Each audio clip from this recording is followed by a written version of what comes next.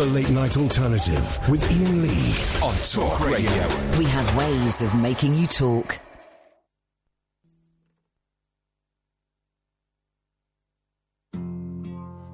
Muitas vezes o coração não consegue compreender o que a mente não faz questão, nem tem forças para obedecer. Quantos sonhos já destruí e deixei escapar das mãos. Se o futuro assim permitir, não pretendo viver em vão. Meu amor, não estamos sós. Tem um mundo a esperar por nós. No infinito do céu azul, pode ter vida em Marte, então vem. Me dá sua língua, então vem, eu quero abraçar você.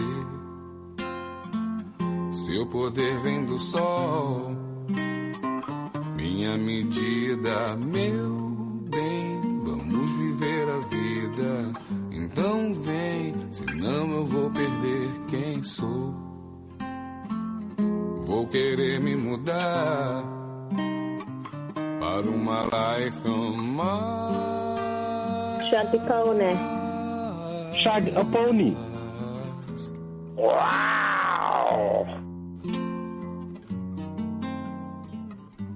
I wipe my dog's bums. Hello? Off with his head! Muitas vezes o coração não consegue compreender o que a mente não faz questão, nem tem forças pra obedecer. Quantos sonhos já destruí e deixei escapar das mãos. Se o futuro assim permitir, não pretendo viver em vão. Meu amor, não estamos sós. Tem um mundo a esperar por nós. O infinito do céu azul, pode ter vida em Marte, então vem cá, me dá sua língua. Então vem, que eu quero abraçar você. Seu poder vem do sol, minha medida, meu bem. Vamos viver a vida, então vem, senão eu vou perder quem sou. Vou querer me mudar. Good morning, sir. Para uma life on Mars.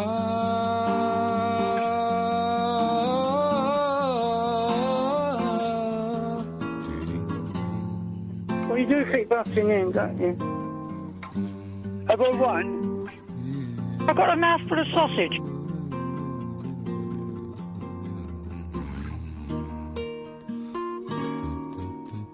I wipe my dog's bums. I wipe my dog's bums. All right? I wipe my dog's bums. 03444991000 is the phone number. My name is Iain Lee. This is the Late Night Alternative. Sam is answering the phones. Who are you, lady? Catherine Boyle. Is it gonna be a second night? He has a breakdown on him and starts to cry and moan 'cause his life is so shit. I don't think so, because he took his pills today. Everything is feeling oh so gay. I mean gay in the old fashion way, not queer. 03444991000 is the telephone number if you want to give us a call. I might Very welcome. I might have a breakdown today. Oh, wagwan! Wagwan, lady, wagwan! Just a bit pony today, isn't it? Go on. Oh, Talk to me. Talk to me. We're buddies. Just flat. It's kind of that lull before... F is a P. Yeah. F is a P. F is a P. And people are annoying me, and I don't think it's entirely their fault. I think I might just be a bit shirty. I had an interesting chat with my boys today. They started singing a song, and I don't remember what it was. Something like, let me work out what the rhyme was. It was something like, what would rhyme with family? I don't know if Gamily? Something like that. There you're playing happily, they're not as gay as your family. I was like, what did I just hear? So what was that? Give us that song again, lads. Oh, they're not something gay as your family, something gay. I said, whoa, okay. Conversation time, boys. Yes. I said, that's a good little song. It's a nice little song. Where's that from? That's from school. Okay. And I was stalling then because I knew I had to say something. I was stalling. I said, do you know what gay means? He said, no. I said, well, what gay is if a man falls in love with a man or a lady falls in love with a lady, that's gay. Right? So it's just, it's not a bad thing. It's not a good thing. It's just a thing. It's just people falling in love. It's gay. I said, but I tell you what isn't. I'm not telling you off, but I tell you what isn't great is if we use the word gay. And this is something I've done a lot in my, you go and watch the 11 o'clock show. So, I said, it's not great if we use the word gay as an insult. And sometimes gay and I know sometimes that people use gay to mean rubbish. Like you say, oh, that shirt is so gay. Or that film is so gay. And I said, I know people use it like that, but I'm just flagging up now that actually there are a lot of people that would be upset by that. And it's just not a great thing to do. You're not in trouble? Not in trouble at all. I'm just saying it's not a great thing to do. So just maybe bear that in mind as you're saying it. And then I slapped them with a ruler. No, I didn't. But it was just one of those dad moments where it's like, and I had to stall for a little bit because I had to kind of work. I thought, do I let this one slide? I thought, no, I can't let this slide. And he was just saying, he didn't know what the word meant. It was just in a silly song that he'd learnt at school. It was the eldest one.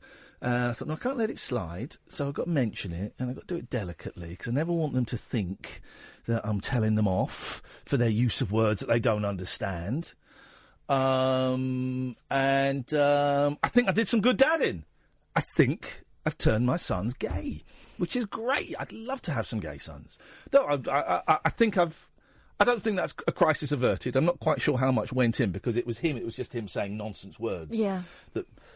That meant nothing. So, that is what it's like being a dad every day. Yeah, we've had on that the front line. We've had that We conversation. have, Catherine, and I'm really glad you brought it to my attention because I didn't realise it offended so many people. So thank you for that. We have, but I meant me and my girls because they just notice stuff. Like one of my friends has got a boyfriend. Man, has got a boyfriend. Oh, is that? What do you mean that's his boyfriend? We talked it through, and hopefully it means that it's not a. Oh, we mustn't talk about that. Yeah. And it's also a let's throw it around as an insult, like you say. It's kind of just a thing that happens, and it's cool. It's just as cool as anyone else having a girlfriend or boyfriend. By the way, if you want to go online, you'll find loads of incidents of me making gay jokes and stuff like that. It's 11 o'clock show. I got no excuse for it. It's 20 years ago. We had Peter Tatchell on, and he said he didn't think it was offensive. But I know he doesn't speak for every single gay person. And also, he's allowed to change his mind too. Exactly. So you can go and find those clips and play them to me. I'm not proud of those. But what we can do, what did Michael Caine say at the end of that film? Don't look back in anger, look ahead in hope. Is that what he said? And never, ever, ever dream small. Yeah. That second bit is not so important to the thing. But yeah, 0344 499 1000. Good evening, Stephen! Hello, Ian. Hi, Catherine. Hey. Well, this is Ian. This is the first time I've rung you 2 nights in a row. I normally have gaps of about 7 weeks. Wowzers. Then someone's lucky. I don't know if it's us or if it's you, but someone is lucky. So I don't expect you to remember because you always say you forget the previous show. But last night we touched on Led Zeppelin, yes. And we also we talked about whether you liked a person despite the works of someone. Oh yeah. I listened to Gary Glitter.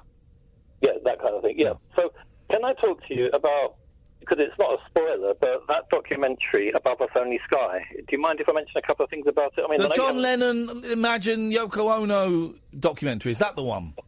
Yeah. Talk to me about it, man. I don't think you can spoil it. I know how it ends. Exactly. Although from what I've heard, it's a very sanitised version of the story, because I've seen the original Imagine movie where you see the outtakes of How Do You Sleep, and it's John Lennon going, it's a song about Paul McCartney, the only thing you done was yesterday, So Sergeant Pepper took you by surprise, and your music is music to my ears, all of that. But there's a version in the Imagine movie where he goes, "How do you sleep, you C-bomb?" And there's a very interesting, meal around a table with him and George Harrison slagging off Beatle Paul, that has all been excised apparently. Yeah. From this version. I told you that, didn't I? Because what it was, he says, "Oh, well, people are trying to dig into it, and actually, I had a dinner with him last weekend, so it's all, so it's sibling stuff." So I think it's the sanitised, they were always friends story, which isn't true. They did hate each other at that point. Anyway, yes, continue, vous s'il vous plaît. Well, the thing that I thought was quite sinister in it was the figure of Phil Spector. Yes. Because he was lurking around like a spectre, if you know what I mean. He was like dressed in black, indoors. Tiny little man, sunglasses, with a wig, wearing a cape and waving a gun. Sunglasses on, indoors, with black hair, not saying anything, just staring at people, looking quite menacing. And everyone else is, smoking like a trooper. It makes you realise how back in those days people smoked. Yeah. Like chain smokers. Like now, compared to now, everyone's at it, fags everywhere. But what I was thinking of is, what do you think of performance arts, like Yoko Ono did? Because there's this bit where she created, like, you go up a flight of steps, and you look at the ceiling, and in tiny letters it says yes. Yeah, that's the thing that made John Lennon fall in love with her. He said if it had said no, I don't think I'd have been so interested. Yeah, because it was very affirmative, and because it reminded me. I don't know. Imagine is she wrote the lyrics to Imagine pretty much. He nicked the lyrics for Imagine off of her. Didn't give her a credit. Oh yeah, let's sit on the piano stool though. Yeah, imagine sharing the writing credits. It's easy if you try. It's easy if you try.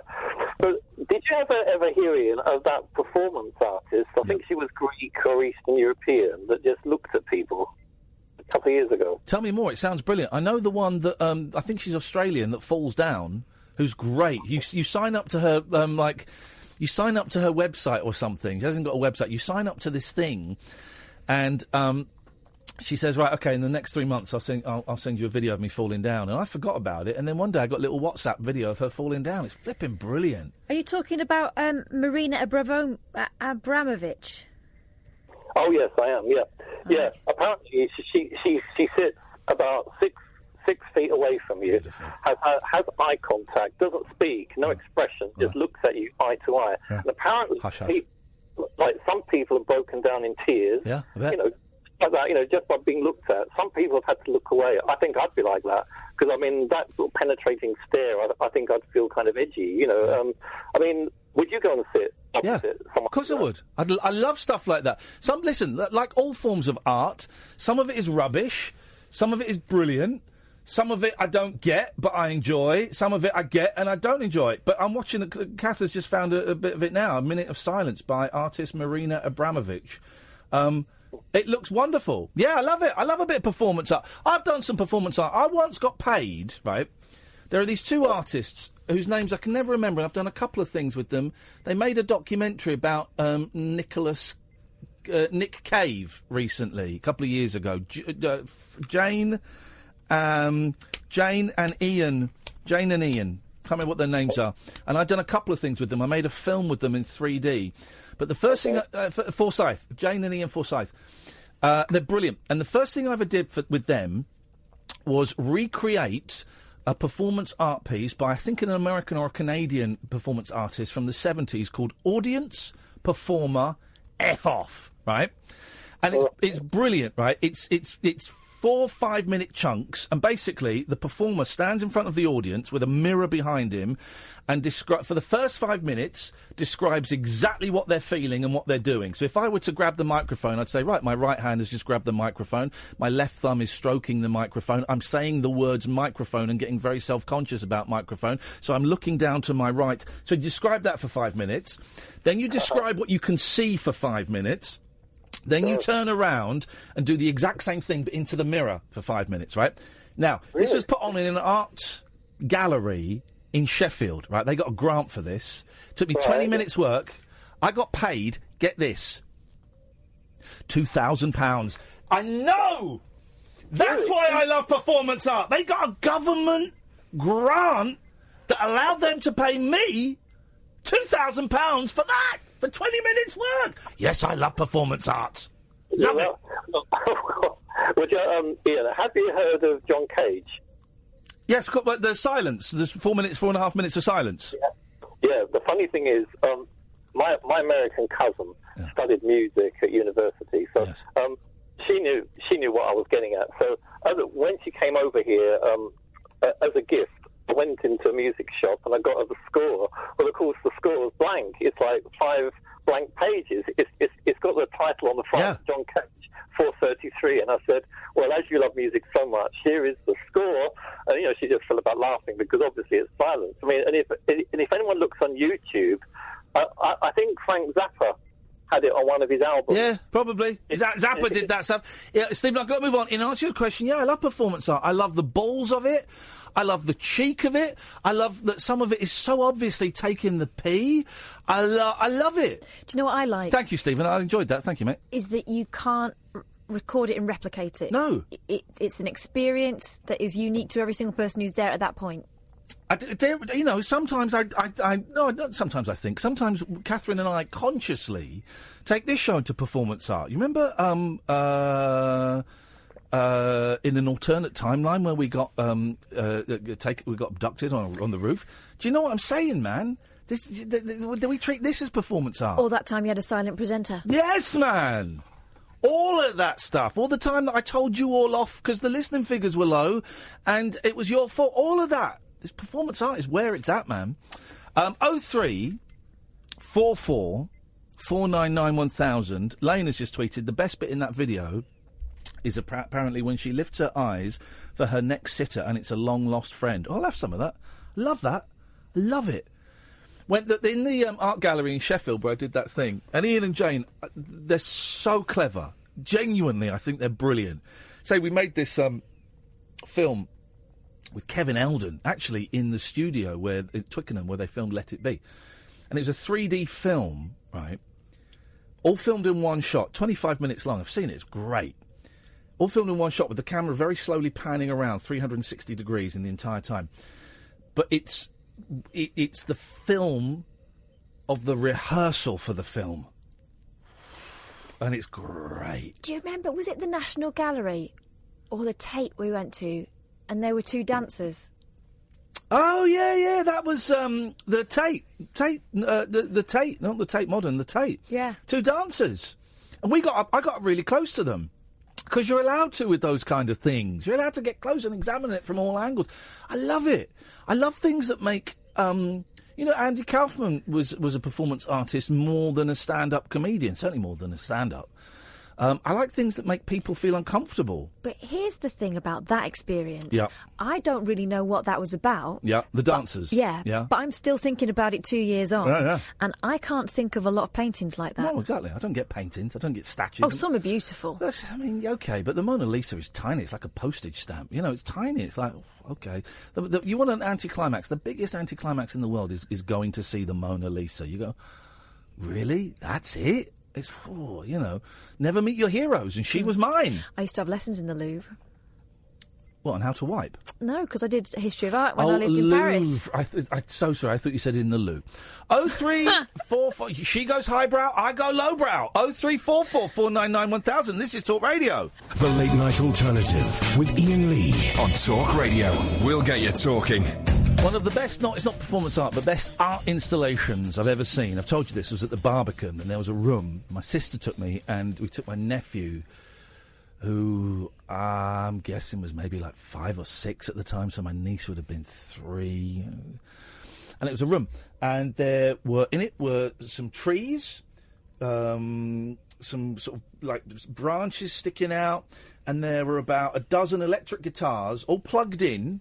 And the amps turned on, just on stands or on the floor or leaning against the tree or against the bench. And there were about 60 birds just flying around, like budgies and canaries probably, just flying around. And you'd go in there, you'd think, what is this? And then a bird would land on an electric guitar. Bring! It would ring. And then another bird would just fly past an electric guitar. Bring! And it was like that. Just suddenly you get like electric guitar sounds. And then they'd land on you because they were kind of tame. And so they'd land on you. You'd have a bird on you. Then a bird would... Sometimes a bird would just like be walking up and down the strings of a guitar. It was incredible. It was incredible. Love stuff like that, man. I love it. My friend Mel is saying we should go to Shapeshifters at the Hayward. Let's do that. I'm around in London on Thursday. Oh, you're not? I'm not. I can't get in that early. What's your beef? Children, isn't it? They just won't leave. Those guys.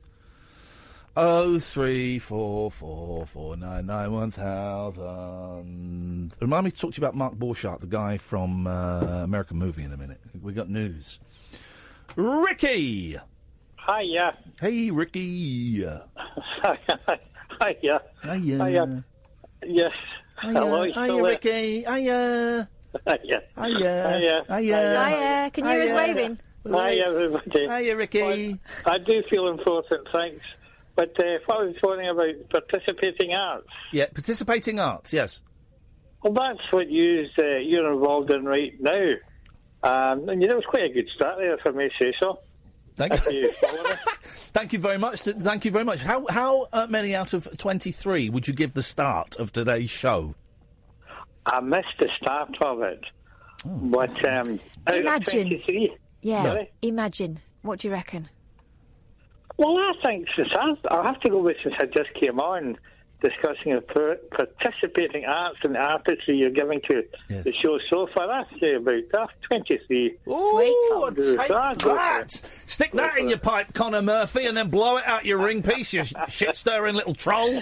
Oh, where's the fella that was supposed to phone me today? What was his name? Simon something? Yeah. Where's Simon, who was supposed to phone me? Maybe his dad told him off. His dad boss. Was it not Teresa? Teresa? May? No. Was she not? No. What? I thought Theresa May would have been the one that would want to phone you. She does want to phone me. We've had to block her because she just keeps trolling me. Okay. I can't keep up with you. All right. Thank you, Ricky. Take care. Tatty bye. You keep up with the old wrist action. I mean, of drinking, not master. So this guy called me a fat pleb because the Talk Radio tweeted a video of me saying I was better than Dylan, right? Bob Dylan. But that's the second time he's gone in on you, you know. Is it? Yeah. What was the other time? Ages ago when you were... Oh, last week when you and Mike Graham were having that argument. Okay. Anyway, so he called me a fat pleb and I was in a lousy mood today. Because the pills and all this stuff. I was in a lousy mood. And I thought, you know what? And I deleted all my Twitter yesterday because I thought, I'm staying off Twitter. I'm staying off Twitter from now. And I saw that and I went, nah, I'm having that. And he had a very distinctive name. Right. I was reminded, actually, I heard Dave Gorman on Radio 4 a little while ago saying how someone had been very rude about him on Twitter, and he said it took 5 minutes to find that guy's phone number, and I phoned him up and I spoke to his mum and she passed me on to him and I had a chat with him, and I thought, I'm going to do that. So I searched this guy's name, very distinctive name, found out where he worked, and so I phoned up the company that he worked, like a furniture place. I phoned it up and I said, is Simon such and such there? Oh no, he doesn't work in the office. Can I pass a message? He said, no, just keen to talk to him about his online behaviour. I'll try and get hold of him another way. Then I searched around a bit more and I found his mobile number. It's all out there, and I didn't phone that. I thought I'd give him the chance. So, and listen, calling someone a fat pleb, it's not the biggest thing in the world. He just got me on the wrong day. But then after that, he was going. It's the start, and also a lot of his retweets are racist. He's an obnoxious thing, but. So I tweeted him and said, dude, I don't know if... I've just phoned your work up and I don't know if... and I didn't mention the name, such and such. I don't know. I don't think they'd be happy to know what your online behaviour. And then he said something else rude about me. Yeah. So I said, are you sure? And then I put the name of the business. You sure they'd be happy about this? And then I tweeted. Then he said something else really rude. So I tweeted the website.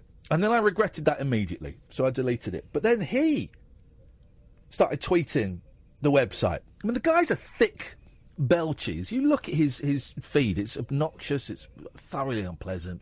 Disgusting little boy working at daddy's company, you know, never made anything of his life, a failure in every aspect of his life. I'll tweet him in a minute, actually. I'll unblock him and tweet him, see if he wants to come on. And I said, look, dude, phone me up.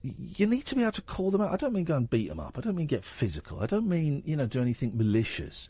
I mean be open and transparent and call them up. I have no problems. Maybe, tell me if you think this is too far, dear listener. This is what I wanted to ask you. Do you think this is too far that I phoned up where he worked? Now, didn't make a song or dance about it. I didn't say why I'd phoned up. I wasn't rude to anyone there. I just asked if Simon was there. They said no. Can we take a message? I said no, I will try and call him later. That was it. That was it. There was nothing malicious in it. There was nothing evil in it. I just think that people being rude, and this was quite low-level rudery, it's not the thing. People being rude online, particularly Twitter, more so than Facebook, I think, particularly Twitter, and Digital Spy. I had to have another word with Digital Spy, because there was, homophobic stuff in there. Someone had posted, I believe Kath likes a dick because of that clip. Right. And then someone else posted, well, I believe Steve Allen likes one of them too. Now, I don't like Steve Allen, right? But that's homophobic, right? That's not a very pleasant comment to... I mean, what they wrote about you isn't very pleasant. Yeah, but it's in relation to the clip. Isn't it? It's relation to the clip. But then to put that, I thought was homophobic. Yeah. So I reported that and another thing on Digital Spy where I was called an arsehole, right? Because that's not constructive criticism. And they were ignored, and so I reported them again, and they... Iain thinks it was out of order. He just called to throw some abuse your way about it, then hung up. Does he not want to come on? And he thinks me phoning them up was out of order. Iain, call up, man. Stop being a knob. In answer to your question about whether it was too much... Well, let's get there in a second. Hang on. So I just want to say the thing about display. So I reported these things 3 times. In the end, I sent them an email. I said, guys, right, listen, the show is up for criticism, it's fine. To a certain extent, I am as well. But I think calling me an arsehole is not criticism, it's rude. And also, that comment about Steve Allen liking dick is homophobic. And I've reported that 3 times, and you've allowed both those comments to stand. That cannot be acceptable. The whole thing about Digital Spy, the forum, particularly the radio forum, a very vile place. But they've told me this before, they're self-policed. I said, yeah, but it's being self-policed by idiots. And listen, if people want to slag off the show... Honestly, I don't go there very often at all. And if people want to slag off the show, which I would say about 60% do and 40% love the show, I'm absolutely cool with that. I'm fine. If you want to call me an a-hole... I mean, it's not... It doesn't show much intelligence on your part. So, yeah, I will report that. But if you would say, I think Iain is an a-hole... because of the way he dealt with that caller, and here's exactly what I mean, and then broke down that call. That's a different thing altogether. Still not great intelligent. Anyway, eventually, Digital Spy said, look, we'll take those 2 down, because, OK, we agree they're probably a little bit near the knuckle. But I just think it's the people that post anonymously, it's all anonymous on that forum, and it's all anonymous on Twitter, saying that this guy today had his real name. I just think people need to realise that, yes, you've got free speech, but then there are consequences to that free speech. And the consequences are, I will try and get hold of you sometimes to ask you why you've done that and to see if you'll be the big man on the phone to me. Yeah. And if that involves me phoning up your workplace, I'm not going to make a habit of it. I don't want to go all gaunt on everyone, but... there are consequences. You can't just go around calling people, fat-shaming and being racist and sexist. Anyway, go on, you were going to say. By coming for you yes. as a result of a talk radio post, he's coming for you at work. Yeah. Hey, What's the difference? And then the fella today saying the Would you stand rubbish. over a waitress's shoulder and tell her that she was ugly and fat and she was doing it all wrong, even though you've had no experience in catering? No, you wouldn't, but people think they're punching up. This is the thing. I had lunch with Shappy today. I've not seen Shappy for ages. Probably not since we did The Chase. And she said, I really enjoyed The Chase, but the abuse I got online. I said, I've forgotten about that. Yes, I saw that you and Jenny were called a C and twits and... slags, and you shouldn't be allowed on TV because you both got a question wrong on a quiz. And I said, I get abuse, but nothing of that. And I said, I got a glimpse of what it's like, just a sniff of what it's like to be a woman on social media. Completely different experience than it is for a man, I think. And she said, yeah, she said she got called out for that by a woman who wrote a blog, who atted her and said, come on, Shappy. It's 2018. You do know that you playing the ditzy idiot isn't on these days. And Shappy replied, well, come on, it's 2018. And you know that one woman telling another woman what her act should be isn't on these days. Yeah. I love Shappy. I think she's... and I said to her, you were rubbish on The Chase. I'm going to, but... They can't speak to you. It's a game. Yeah. What harm does it do? This is the thing, right? I believe, get passionate on social media and pick holes in people's arguments, but don't pick hole in people because actually they're just doing the same as you. They're just trying to get by half the time. I had someone today, and it came across slightly different. I'd said, look at this stuff we have to put up with. Yeah. And immediately this guy comes in on me, an older guy, I'm imagining, because his avatar is a taxi with a woman with massive breasts, I saw that, right? Yeah, man. And clearly not, I'm assuming it's not him, but... or his wife, or a woman he's ever likely to have. Yeah, he clearly thinks that's with. okay. So I'm imagining, we're talking Confessions of a Taxi Driver type bloke, right? So he starts telling me what our relationship is and how I should realise that you're asking for it. So I kind of, first of all, said to him, I think you're being really patronising. Because he said, I think you're too close to Iain, blah, blah, blah. And I said, I think you're being patronising, mind your neck in. Yeah. To which he said, I think you're being uncharacteristically rude and there's no call for that. And I went, right, again with the patronising. Yeah. And he said, I'm not going to engage in your Twitter spat. But he came for me. Came for you, yeah. And I'm 41, right? I'm not 14. I don't need to be schooled in his age. I don't need to be schooled by people, and I certainly don't need to be told what our relationship is by people who have got no clue whatsoever. And also, what I'd said wasn't necessarily angry. It was just like, look at the state of this. And then after that, I got into this spat with this guy today, and I thought, right, I'm just gonna be nice on Twitter, and then we get that Connor Murphy, whatever his name is. McGreevy. Saying the show is rubbish and it's terrible. And he said, this is just constructive criticism. He wasn't. He was saying it's rubbish. Again, it's somebody can't stop tweeting. And I ended up calling him a C. And I thought, this is not where I want my life to be. So this is why I've got you to block Twitter again. So thank you for that. We'll do the break in a bit. Let's go to Tommy. Good evening, Tommy. Alexa, who is Iain Lee? Iain Lee is an English broadcaster and writer. His career began when he performed stand-up comedy gigs across venues in London. He subsequently became co-presenter of the comedy current affairs show The 11 O'Clock Show on Channel 4 and Re-FE. Yeah, there you go. Thanks very much, man. I appreciate the reminder. Thank you, Tommy. 0344499. So that's who I am. 03444991000. This is Talk Radio. The Late Night Alternative with Iain Lee on Talk Radio. Speaking of Jungle Podcast, me and Catherine have got a Jungle Podcast. There's only going to be 3 episodes. 2 episodes are up so far. It's the audio diary I recorded from pretty much when I found out I was doing the Jungle to the morning of me leaving the hotel to go in the Jungle. 2 episodes are up. If you go to Acast or iTunes, and it's under our Rabbit Hole thing. So if you look for Iain Lee, Catherine Boyle, Rabbit Hole, it pops up there. So there's 2 of them out. The third one, I'm not quite sure how the third one's going to work because I don't know what exactly. I've not listened back to them. So someone said there was a funny line about a golf ball behind someone's ear, but I don't know what that was. Was that about the magician? Yeah, it's when you said you'd think that when you're a magician and someone comes to talk to you about how excited they are about your show, you might do something. Quite rude. Yeah. Matt Hollywood. Yeah. Was that his name, Matt? Matt Hollywood. Yeah. Well, is that a golf ball behind your ear? Is that the punchline to a great story? No, you said you wished he'd done something like that, but instead he was very dry. He treated me. So I met this magician while I was in lockdown. I was allowed to walk around the hotel complex, and I was excited because it was the first person I'd spoken to who wasn't a producer or my chaperone. And I think he thought I was mentally challenged. Because I rushed up to him and went, oh, my God, I love magic. I'm coming to see... And I said to him, they're letting me come and see your show on Friday. That'll do it.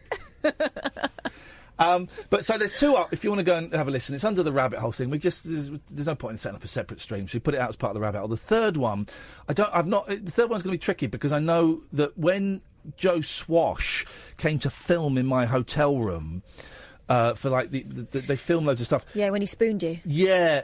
So there's like an hour of that because I just put the digital recorder down and recorded that. So I know there's an hour of that, and then a few more bits before I actually go in the Jungle. That was building up to it. So I don't know if it's worth putting the whole hour out. I don't know if it's any. I don't want to listen to it. Why don't you give it to me and let me do it? Thank you so much indeed. That's what you were driving at. That's what I was driving at. Good evening, Elizabeth. Evening, sunshine. How are you? Oh, I am fine and dandy, my sweetness, my sugar lips. Oh, God. My honey pot. Right, too much. Oh, you softy. No, I've been following you on Twitter and just a quick phone call just to double check, make sure you're okay. Because I have thought of you. Okay, today. And I know exactly what you're going through, kiddo, because I've had it for about a week or so, and it's shit and it's hell. But otherwise, It's shit all and right, it's hell. She's darling. So, what's going on with you, Elizabeth? At the moment, we're still planning our wedding. Oh, yeah, of course. Yeah. You're marrying that dirty pervert. Yes, I am. Is he? Is he? Dirty pervert. Oh, hang on. Why is that going a bit loud? I've just got to turn the volume up. Hang on. Let me do it. I'm going to do it smoother. Is he? Dirty pervert. No. Well, Which stop is he? it. Is he A? A dick. Or B, A? Dirty pervert. Which is it? A or B? You always put me on the spot about At the moment, A dick. I think is what we're going for. That's the vibe I'm getting, Elizabeth. Is he being tricky? Do you need us to come down and box his ears? No, but I mean, you can come down if you want. No, I'm busy then. I took up. Here's the thing: part of this is I know that most of this is chemical. Some of it is situational. I'm bored of talking about my pill, so I'm not going to talk about it tonight. I'm bored. I'm bored of it. Imagine how bored you are, dear listener. Yeah, pretty peed off of it actually, but there you go. So I've got an idea. Yeah. For a thing to do on the show, but I can't get my head around it, right? And it's from watching Limmy's thing yesterday. So let's talk about it now. We've got three radio people here. We've got Elizabeth, we've got me, and we've got Sam. So here's what I want to do, but I don't know how to do it, right? Oh. We have Good luck, man. I'm joking. You're involved in this as well. Could you take notes? Here's what I'm thinking, right? We do like a murder mystery on the air with 6 or 8 regular callers, and one of them is the murderer, right. One of them is the victim and who's been murdered. They don't have a big part, right? Hopefully that'll be like Alan or something. Yeah, obviously, yeah. Right? And but everyone is a suspect, right? Mm-hmm. And either me or Kath, or me and Kath, or one of the other callers is like the detective. Poirot. The Poirot that has to solve it. Now, here's the thing. I've never been on a murdery mystery. I've never been on a murdery weekend or a mystery weekend, so I don't know how they work. So I don't know how we would establish that one of the callers is the murderer, because they would have to be told, which makes me think you can't be a copper, Kath, because you'd have to... Well, unless Sam tells them. So, okay, yeah. But how... Okay, well, how do we establish... And then... How? Because if say, for example, it was Alan was the murderer... I'm the murderer! I did it! I think he'd be surprisingly good, actually. I bet he has murdered in real life. At least 5 times. He's murdered a few songs. I bet he's murdered human beings with his bare hands. I love you! I love you! Is that a human being, or is that his... That's his todger. It's a 2-hander. So, Elizabeth, have you got any suggestions on how we can make that work?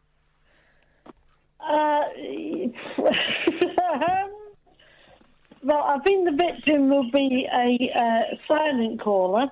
Yeah, well, they'll be dead. Although, they might be able to... No, because one of the suspects is a medium. This is now we're taking shape. I knew it was worth mentioning. Right. I know what happens. One of the suspects is a medium and can talk to the victim. I know how we kill them. Go on. My partner's just said, Peter, he's just said that the murderer is always the butler. All right. So what we do is we get everyone on, and then all of a sudden, someone gets cut off. That's where the death happens. But that makes me the murderer, because I'm cutting them off. No, because Sam will do it. All right, well, make Sam's the murderer. No, then. but Sam's gonna be orchestrating everything. That's a lot of work and responsibility for someone so... What else does he do? Looks good. Yeah, damn it. Elizabeth, have you got any suggestions? You're not contributing, Elizabeth. No, we can have a deck of cards and a roll of dice and just potluck, see who gets killed. Yeah, I dig the potluck. It's a lot. Elizabeth, listen, thank you very much indeed for your support. It's appreciated. 0344 499 1000. I want to do this. How do we do it? How do we do a murdery special one night? Oh, Oh, here's what we do. Okay. We get people to sign up beforehand, right? So we've got our cast of characters. Yeah. And then we email them their parts. Whoa. Why? Okay, sure. That's what you do on a murdery weekend. Everyone gets a card, Yeah. don't they? And they know what they're supposed to be doing. Well, then okay, fine. All right. Well, what parts are we sending them? Well, let me have a think. Okay, I fine. could probably get some... Oh, Morse code. It was Sergeant Pepper's in the beer keller with the rock and roll. That was Andrew. Andrew was for us, but Andrew bottled it at the last minute. I think it'll be Radio Gold, but I cannot get my head around the logistics of it, guys. Well, I just can't. What if I go on a certain website? Google. And get the Murder Mystery Party game. Is it, well, how much from Amazon? Yeah. Yeah, sure, whatever. I mean, you're not getting any money from me. Friday night, first hour of the show, we got Dave Hill, guitarist from Slade. Underrated guitarist. He's going to be in this studio with, of course, as you know. What's wrong with Andrew? Come on, talk to me. He bottled it. I phoned back. It's his parents have told him off for phoning in and he shouldn't be doing it. How old is he? I don't know. He sounded like teen. Report them for abuse. Not that kind of abuse, but report them for abuse to social services. By the way, if you're a teenager, just what are you doing asking the squares for you? Just sneak out into the hallway, get the phone, make sure they're still watching EastEnders, and just dial it quietly. That's what you got to do in the hallway. Or use the phone in Mum's bedroom. God's sakes, come on, go upstairs, sneak upstairs, say you're going to bed, and then go into Mum's room. Use the phone by her bed. That's what you got to do. It's easy. So Dave Hill's coming in. First hour of the show on Friday. The studio guitar that we always have here is going to be here.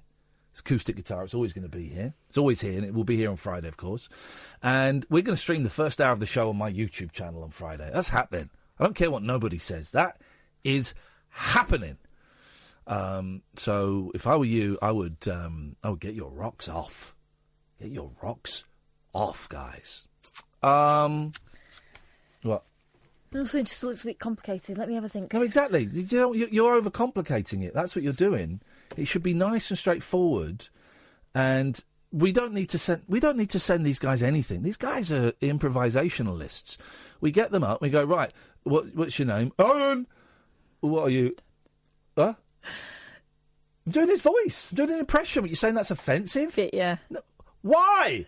That's his voice. He's got a higher pitched voice, actually. Alan. There we go. And what do you do? I work in the fish market! Right, so he's a fishmonger. We go to the next caller.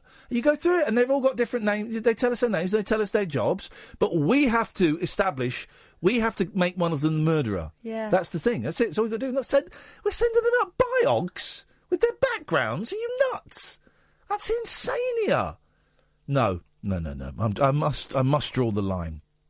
I'm drawing the line at that. This isn't going to spend money on it. We can get an hour and a half of pretty average radio out of this for nuppence. That's no pence whatsoever, guys. All right, okay, well, let's remember that when it's an absolute car crash. You tell me one of the spontaneous things I've done that's been a car crash. The war? Not car crash. Not car crash. You blew up a 12-year-old. Yeah, well, they deserved it. Giving away the counties. I mean, that got nasty. Well... and all of the other fun things that I have come up with. They've all led to conflict. I'm the best at coming up with games. All right, then, well, you come up with it, and I look forward to joining in. Okay, fine. We'll do it then. When? All right, we'll do it now.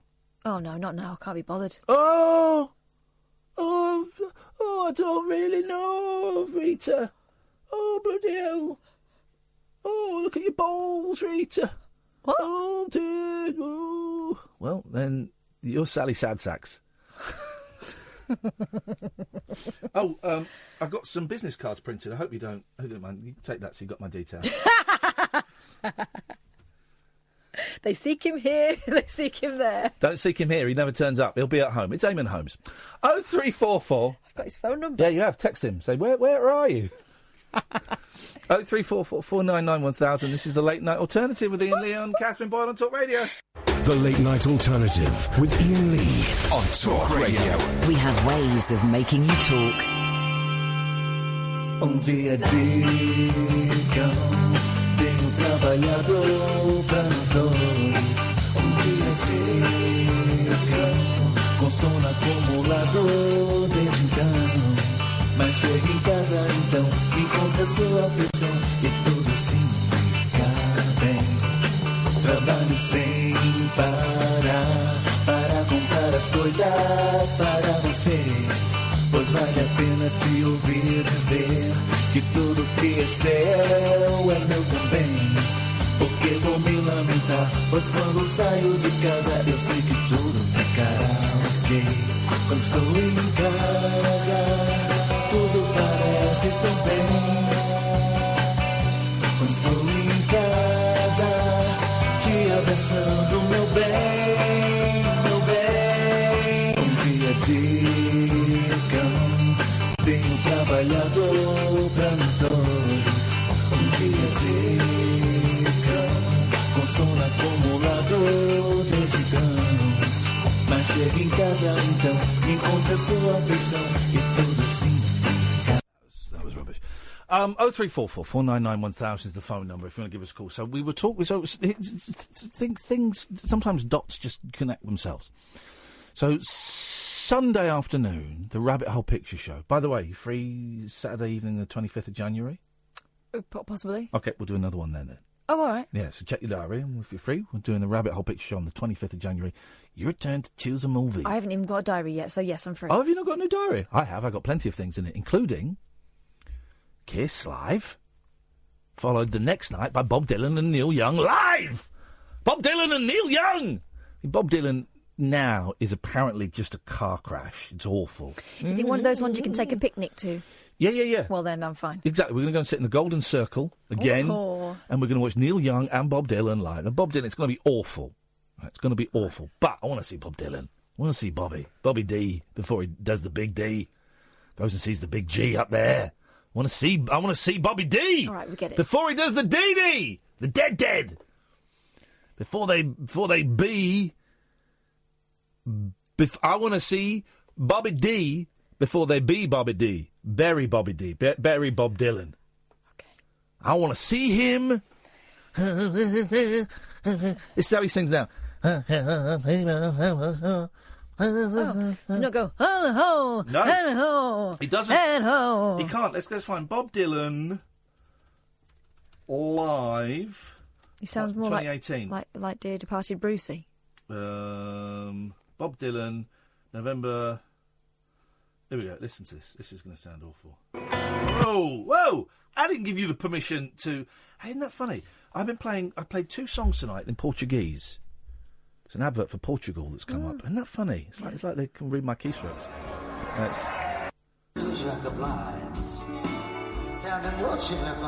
Oh my!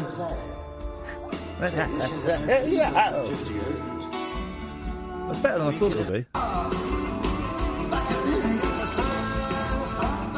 That's better than I thought it would be. That's better than I thought it was going to be. Apparently it's very hit and miss. He can do an awful concert one night. Here we go. That's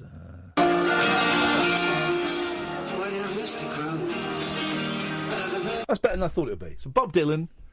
I got some jobs lined up. What was I saying? I was saying something before we talked about diary. Oh, yeah. So, Rabbit Hole Picture Show on Sunday. We showed American Movie, a documentary about Mark Borchardt. Right? Yes. And he, I've been emailing him, and he keeps saying he'll come on the show, but doesn't want to talk about American Movie or anything else, really. So I don't know if we're going to get him on this show. And then last night, a gentleman phoned up. I forget your name, sir. Excuse me. To say that he'd found this trailer for this movie, The Dundee Project, that was a documentary by Mark Borchardt about UFOs and aliens. Yeah, was that Will? I don't care. It came to the rabbit hole. It's not really relevant. Well, it's nice to remember. So, and this trailer had been posted online a long time ago, like 4 or 5 years ago, right? And I emailed Mark today and said, Mark, we'd love to get you on the show. We won't talk about American Movie. Hey, by the way, how's that UFO documentary going? He said, that has nothing to do with me. Right? Okay. Well, then tonight I got, because I signed up to the Facebook page for this UFO documentary, the Dundee Project. So then I got an email today, or if there was it popped up in my Facebook stream, At last, the Dundee Project is available for pre-order on DVD and instant download.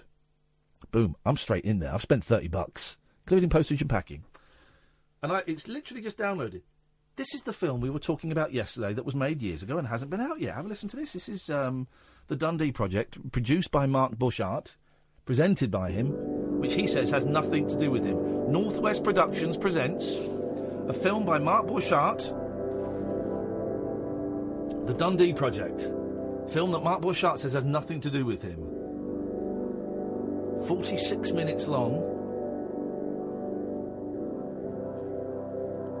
Produced by Mark Bushart and Andrew Swant. Written and directed by Mark Bushart. But nothing to do with him. Nothing to do with him. It's very peculiar. Here we go. I first heard of UFO days while mindlessly drifting through the sad, infinite wastelands of cable television. Right, that's him talking, but it's nothing to do with him. No, obviously. Funny old world. On into that hypnotic spell that mercilessly disembowels one's better instincts, all the while being mesmerized by the inanities of its inseparate offerings. I happened upon a channel where there was enthusiastic talk of UFOs. But it wasn't that particular phenomena that piqued my interest. Rather, it was the location of the celebratory gathering that conjured my excitement. For it just so happened to be taking place in my home state of Wisconsin, specifically a place called Dundee. So when the day of the annual event arrived, on a bright Wisconsin summer morning, we enthusiastically made our way there. What would be waiting for us? Who would we meet? What mysteries would we find ourselves immersed in? Benson's Bar, the central gathering place of phenomenological interest, is a lakeside haven for both the thirsty and the curious. That's some thought about it. That came from. You can probably have another. What our man... Right. There's Mark Bushart. Yeah. Who is nothing to do with this film. Yeah, I mean, he's in it and he's to produced know it. is there are other life forms in our infinite universe. Scientifically, there's millions of them. You can't argue about it. You can't speculate about it. It's common scientific sense. By the way, I agree with him on that. There has to be UFOs. You a bit tired tonight, Boyley? Oh, yeah. Sorry? Yeah. Oh, dear. It's Sorry. Not live. Anyway, so that film is out there, and it's very exciting. So I'm watching that tomorrow. Tomorrow I'm interviewing the director of 3 Identical Strangers. We'll play that Thursday night. Is that definitely on? That's definitely happening. 1:45 tomorrow.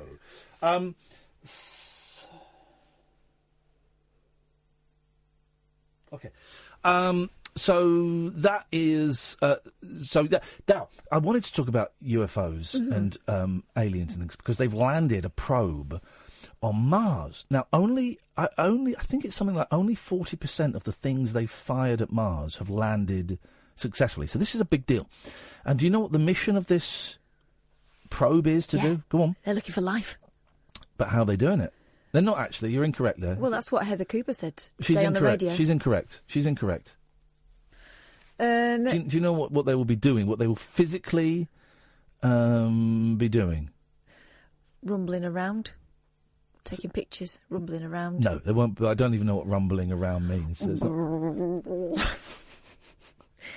can't even look at you. Right? Can't even look at you while you're debasing yourself. This is me being the Mars probe. All right, Marianne. Now, that's a myth. She didn't have a Mars in her. Didn't she? Nope, that's a myth. Libel. Bit of Snickers. No, she was naked. Save for a rug. She's not Welsh. No, I was being posh. Save for a rug. So, no, what they're doing, it's very interesting. Go on. I will tell you. Interesting. And Heather Cooper doesn't know about this. Heather Cooper don't know nothing. I'll tell you said that. They are... the probe is digging 5 metres below the surface of the planet Mars. What for? Well, exactly. That's the question. Looking for life? No, they're not going to find life underground. Nothing lives underground. Yes, they will. They'll find samples and it'll have bacteria in it, and then boom. No. There's nothing. Mars is dead. Mars is a dead planet. I can tell you that now. Oh, you've been there, have you? Oh, you've been there? We've all been there at some point. Our ancestors... Our ancestors have been there. Our ancestors fled there. Yeah. Oh, they're going to find that toaster that your great Auntie Mary left. Well, this is it. This is what it. So they're going to dig 5 metres Mm-hmm. underground, right? Then they're looking for like bones, glass, coins, artifacts, right? It's inspired by the detectorists, actually. In fact, they've called the probe Toby Jones, and so it's jonesing. It's up there. Jonesing is the technical term for it. I don't know. It's a bit boring. But here's my prediction. They're going to find a Walkman up there. They're going to find a Walkman, Sony Walking Man radio cassette system, an old one. And what will with be with the orange? Yeah. The I know orange foam. I've got the picture. And what tape will be in there? Wham! Make it big. No, it won't. Well, no, it won't be Earth music. Well, you're assuming Wham were from Earth.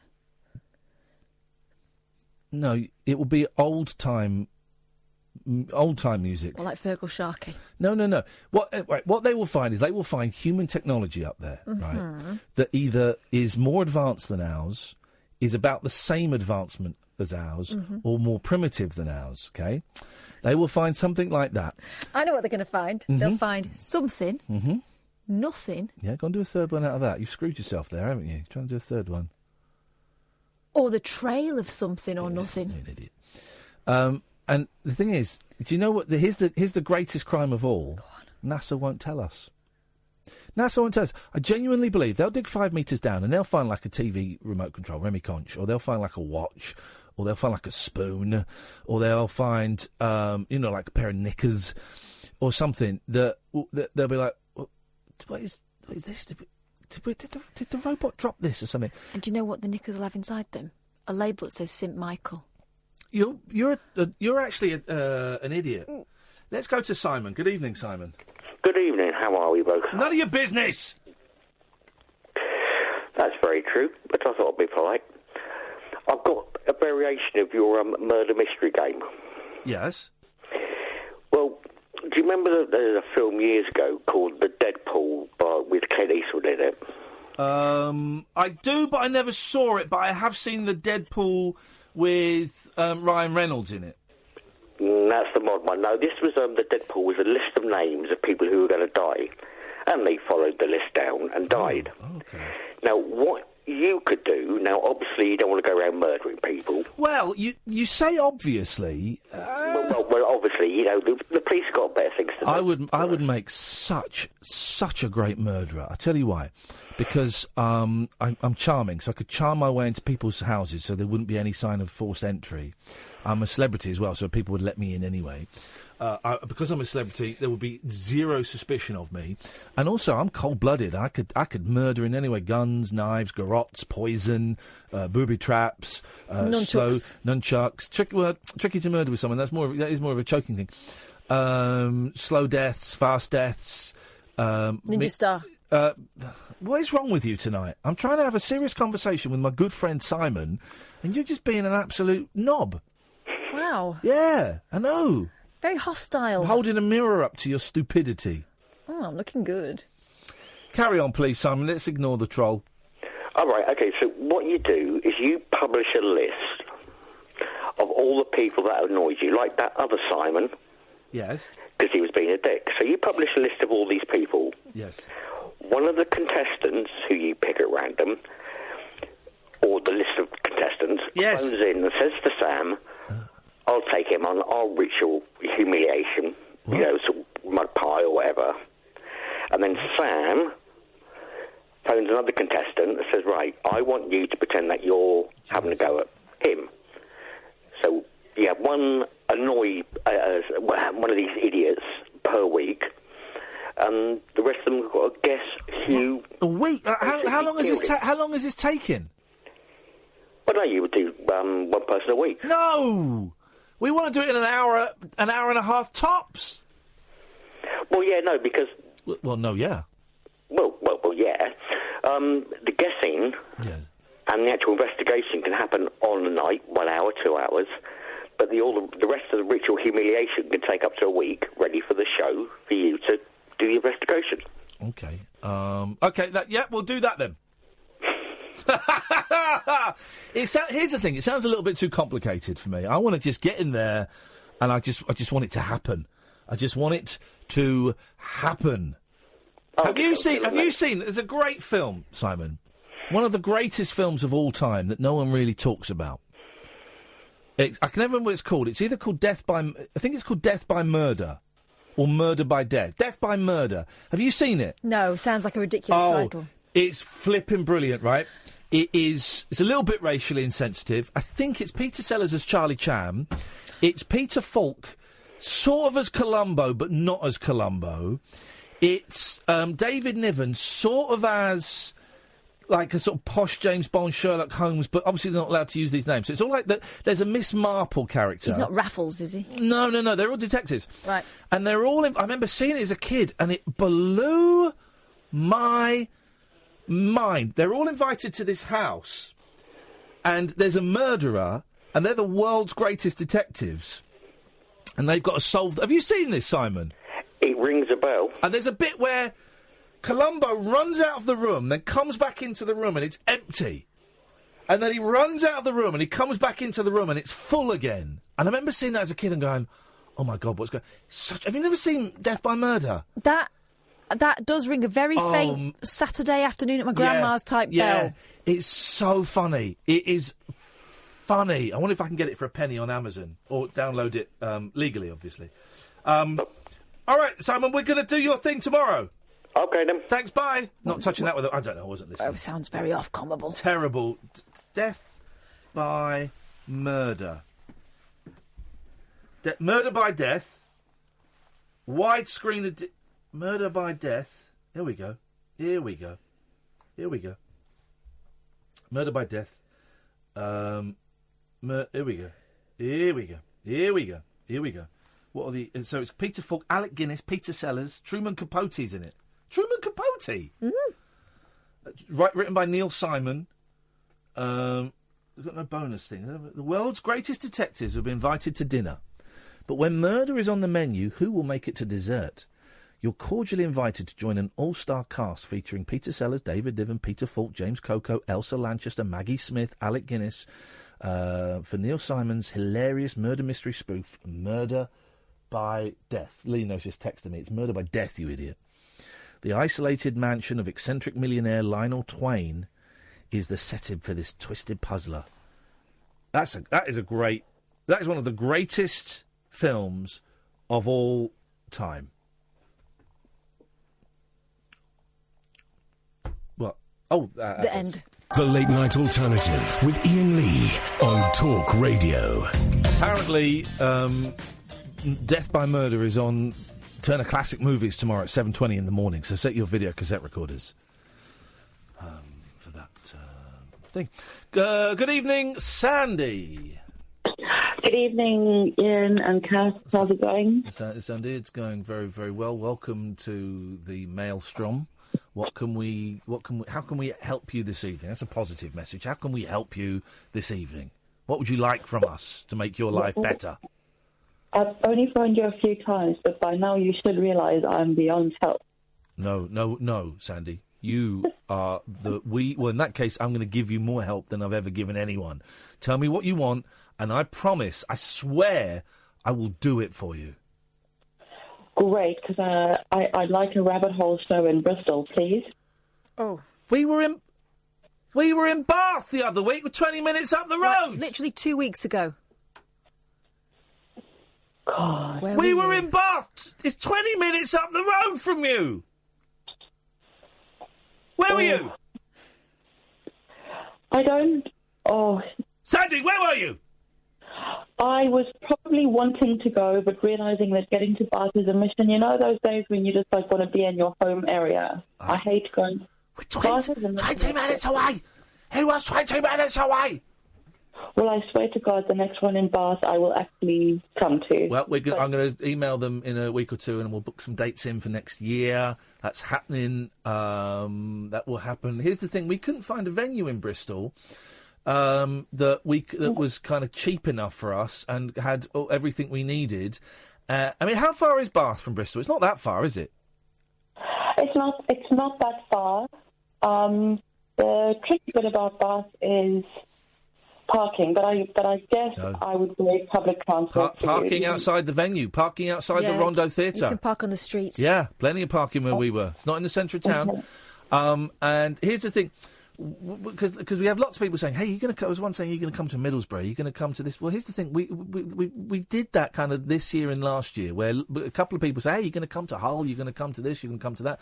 Well, yeah, sure, okay. And we booked it in, and then it was kind of only that person. In fact, quite often the person that had asked us didn't turn up, and maybe 15 other poor souls would rock up. So we kind of, once we paid for petrol and our hotel, we were significantly out of pocket. And it was nice going to Hull, and it was nice going to some of these places where no one went to. We loved it, actually. The people that did come were great. Yeah. Newcastle was another one we didn't do very well. Scunthorpe. Scunthorpe, actually, but it was a really nice venue. They're all nice venues. But we kind of have to be a little bit more selective and pick ones where we know we're going to sell well. And also, if we're going into an area which is, within half an hour of another place, we can't be there 2 weeks, a month after. So here's where we're going to be next year, right? We have no dates in the diary. We're going to be in Brighton. We're going to be in Bath. We're going to be in Glasgow. We're going to be in Manchester. We're going to be in Birmingham. And if I can sort it out, we're going to be in certainly in Northern Ireland, Belfast, and possibly Dublin. But I find it really difficult to sort those gigs out. Mm-hmm. It's quite hard to sort them out. But so that's probably where we're going to be. There are places where we know people Luton will come to. We've been asked to go back to the Bear Club in Luton, so we might do that in March or something. So yeah, those are the ones. Those are it. I'm afraid, because I'm too old to go to places and play to 12 people. Really. Well, and they're all within striking distance of somewhere else. Yeah. You're the same age as me, so I get that. Old. We're old, Sandy. You know what? Sometimes I'm young, sometimes I'm old. It depends on the day. My body is constantly stiff now. Not like that. Constantly. I go to bed and my body aches. I wake up and get out of bed and my body aches. Aches all the time. That is old. Does your body ache, Sandy? I will tell you that it doesn't anymore. Oh, cannabis oil. It doesn't. It's no drinking, no smoking, no chemicals, no shit. My body is rocking. It's taken a month. Yes. And I feel possibly the best I've ever felt. Wow. Well, we're trying a little detox with the meat. Kath and I have been vegetarian this week 3, I think, 5 days a week. And then going for the meat on a on a Saturday and a Sunday. When I went out for Shappy today, I had a vegetarian lunch, very nice vegetarian lunch, vegetarian casserole, and something else, some vegetarian samosa. And maybe that's what's making me ache. Oh, I tell you what I'm buying, Sandy. I'm going to buy a bike rack for my car, because I found some nice woods near me, Wendover Woods, right? To go cycling in, and I thought, if I get a bike rack for the back of the car, not for the roof, how do people do that and feel comfortable with themselves? Get a bike rack that can put 3 bikes on. Then when the boys come over, we can bring their bikes on. I whack my bike on. We go over to the woods. We ride through the woods. We have a little picnic, and then we ride back. Everybody's happy. Everybody's fit. Everybody's enthused. We've seen nature. We've had fun. Been outside. So I strongly recommend nature. It's taken me a long time to get used to these kind of muggy British days. Yeah. But it's almost like a Turner painting sometimes, especially at this time of year. And it's great. Very, very beautiful. I love it when it's grey and wet. Wow, that's Britain. That's what I want. Grey and wet. So I love it. I'm not being honest. I met a friend in the woods the other day, and we just went for a walk. And then we sat down and had a coffee in the woods. Grey and wet and muddy, and I loved it. Yeah, if you're wrapped up, it makes no difference, does it? It was beautiful. That's Britain. That's Britain. As bad weather, only bad clothes. Exactly. Hey, guess what's happening? So this Sunday, I'm going up to Halifax to do a Q&A with Rhys Dinsdale for of Threads. The Sunday after, the 9th, we're doing our last 2 shows of the year, one of which is sold out. The Rabbit Hole is sold out. The show before, at 4 o'clock in London, bring games and play games with us for a couple of hours. There's still about 20 tickets left, right? Then that's it. So that's the Sunday the 9th. Guess what is happening on Saturday the 8th, Sandy? Guess who's coming to my house on Saturday the 8th?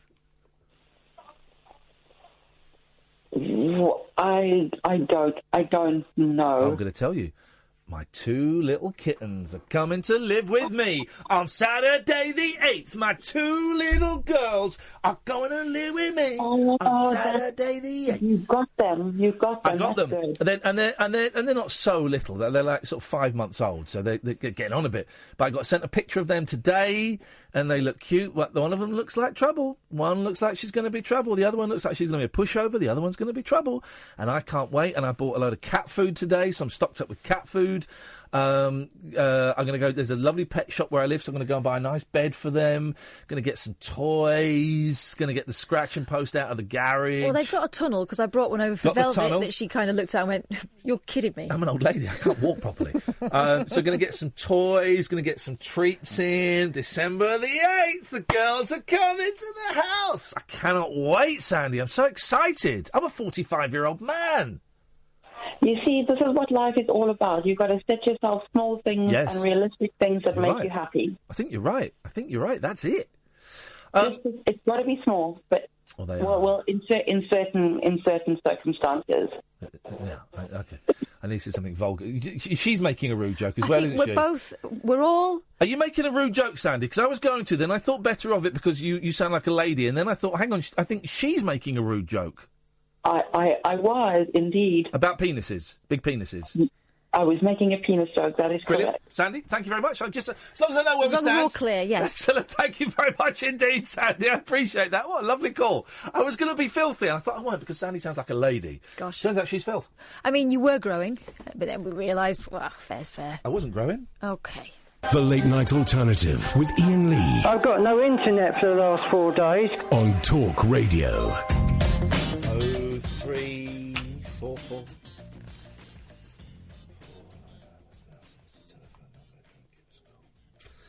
Very welcome to. Let's go to Rich. Good evening, Rich. Hi, Ian. Hi, Gav. Hi. Hey, Rich, what you got for us tonight, man? Well, I've got an idea, maybe, for your murder mystery. Or Here we go. Here we I go. think Bear in you mind, should Kat's make- idea was spend a lot of money on a kit, email people, send them stuff, get Sam to talk to them, do all of this. So I'm looking forward to hearing... I was just workshopping it, okay? But fine. You asked me for my help. Hey, listen, Catherine. It's I'm fine. not- It's all good. I'm not having a go. It's all good. I've I look still forward to got- seeing what you come up with. I've still got a little bit of the vibe that you didn't manage to suck it all out. Wow. Well, it's not as good as that. So, sorry to disappoint. But I think you should make it high stakes. Make it what? Make it more high stakes. They should show some commitment to the show. We actually kill someone. I think that's where he's going. No. No, I wouldn't suggest that.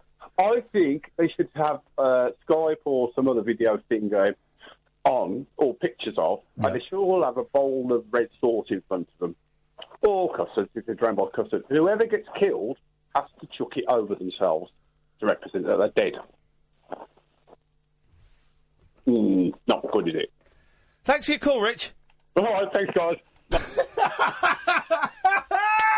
What were you saying about buying a thing online? Let's go to Gatford. Good evening, Gatford.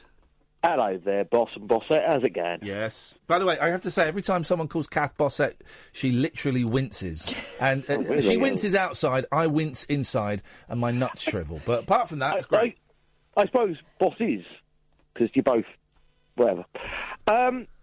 You calling this bloke up at work? Yeah. I'm yeah, not yeah. Sure I'm not sure I like it. Go on, tell me why. Because I'm not sure I like it either, if I'm completely honest. Go on. It sits uncomfortably with me because I just think I know what he's done is wrong, but does doing something wrong back? Well, well, here's the thing. And by the way, I don't know if what I did was right or wrong. But but your premise, your argument starts on the premise that phoning up his place of work is wrong. Why is that wrong? Because you've accused him of not doing the same to you. Where, he can ring you at work legitimately, speak to you, which he should do because he's being cowardly and hiding behind his keyboard. Yeah.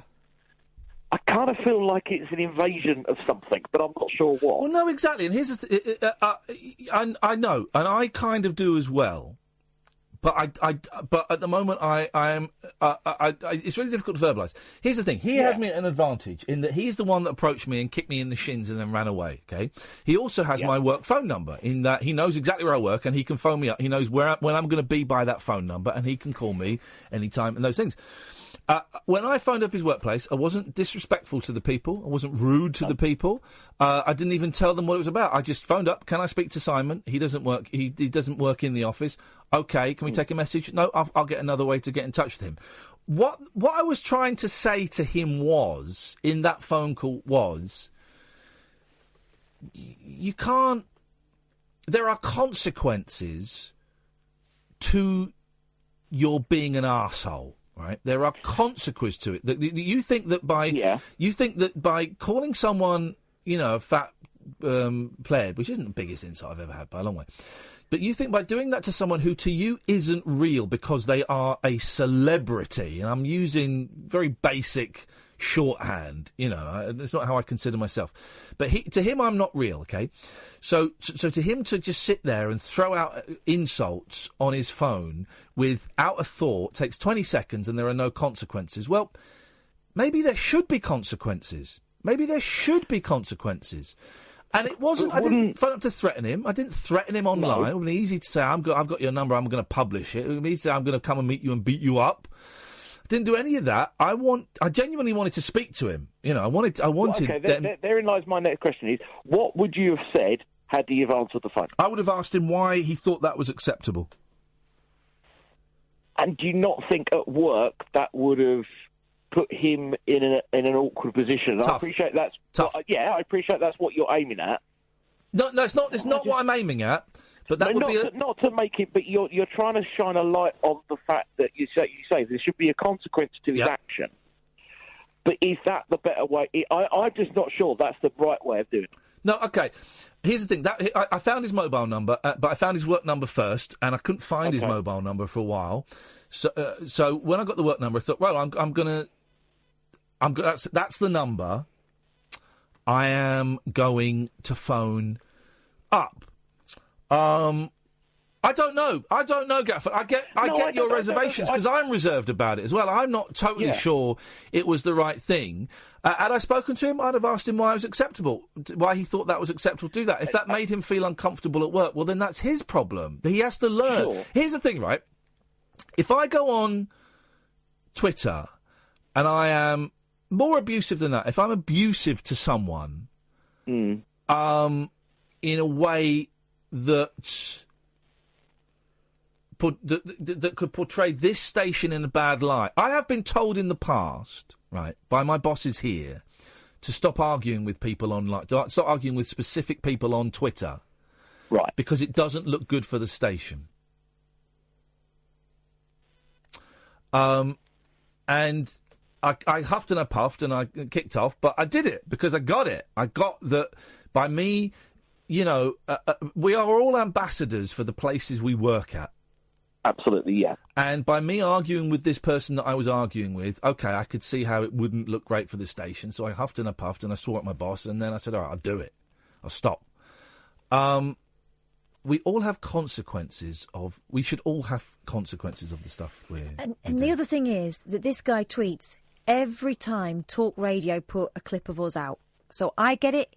Ian gets it, Talk Radio gets it, the boss gets it. So in a way, he's coming for us at work. Sure. I mean, don't get me wrong. I've seen some of his work, and there should be a consequence. I don't disagree with that. I just think, and I think there should be. I mean, like you were saying about digital spy forums, there should be a better policing of things like that. ISP internet providers should be able. No, you should have to log. Here's the thing, right? With forums and Twitter. You should have to use your name. You should have to pass a verification check that it's you. Simple as. Yeah. There should not be online, unless you are talking, unless it is something to do with like a medical condition or an addiction or something. I think in social media like Facebook and Twitter and forums where you are chatting about people in the public, you should have to log in with your name and your picture, and you should have to verify that it's you. Otherwise, you can't do it. Simple as. Because you shouldn't say anything. This is the general rule, right? of thumb on social media. Don't say anything that you wouldn't want your mum hearing. Don't say anything that you wouldn't want coming back to you in some way that your boss knows about. Don't say anything that you wouldn't say to somebody's face. Don't say anything that you wouldn't want someone to stick in front of you at a job interview. Yeah, and say, did you say this? You know, it's freedom of speech is wonderful. You're free to say what you want, but also people are free to challenge you. But also, that thing about that you don't say something that you wouldn't feel comfortable saying to your mum doesn't always hold true, because some of their mums are scumbags as well. They are. Some of their mums are scumbags. And some of the worst things I've had from men on Twitter have been from men who say, love my kids, and he's got a little girl next to him. You think so? But they don't think of me in the same way, because I'm not a real person to them. So, Gatford, do you know what? I don't know. Maybe I'm erring on the side that I probably wouldn't phone someone's boss again, unless it was. I mean, it got me on a bad day. Yeah, I didn't phone his boss. Place of work. Let me rephrase that. I wouldn't phone their place of work unless they were, particularly obnoxious or particularly rude about my kids or something. Then I might do. I think I got that out of my system. I'm aware it's straying a bit into. As I was doing it, I thought, this is a bit John Gaunt. This is what Gaunt used to do. No, but he would go and talk to the boss. No, but yeah, well, exactly. But so me phoning up where this guy worked, I did as it was ringing, I was thinking, this is a bit Gaunt. An obnoxious gentleman who. Did you just fart? No, it's my foot against the thing. Who would, if someone said your show is crap, would phone up their boss. Oh, that's different. And no, I don't think it is. I don't think it is different. I don't think it is. He would think it was the same. Yeah. I think it is similar. I find out their place of work. I do think it's similar. By the way, are you accepting names for the new cats? Yeah, go on.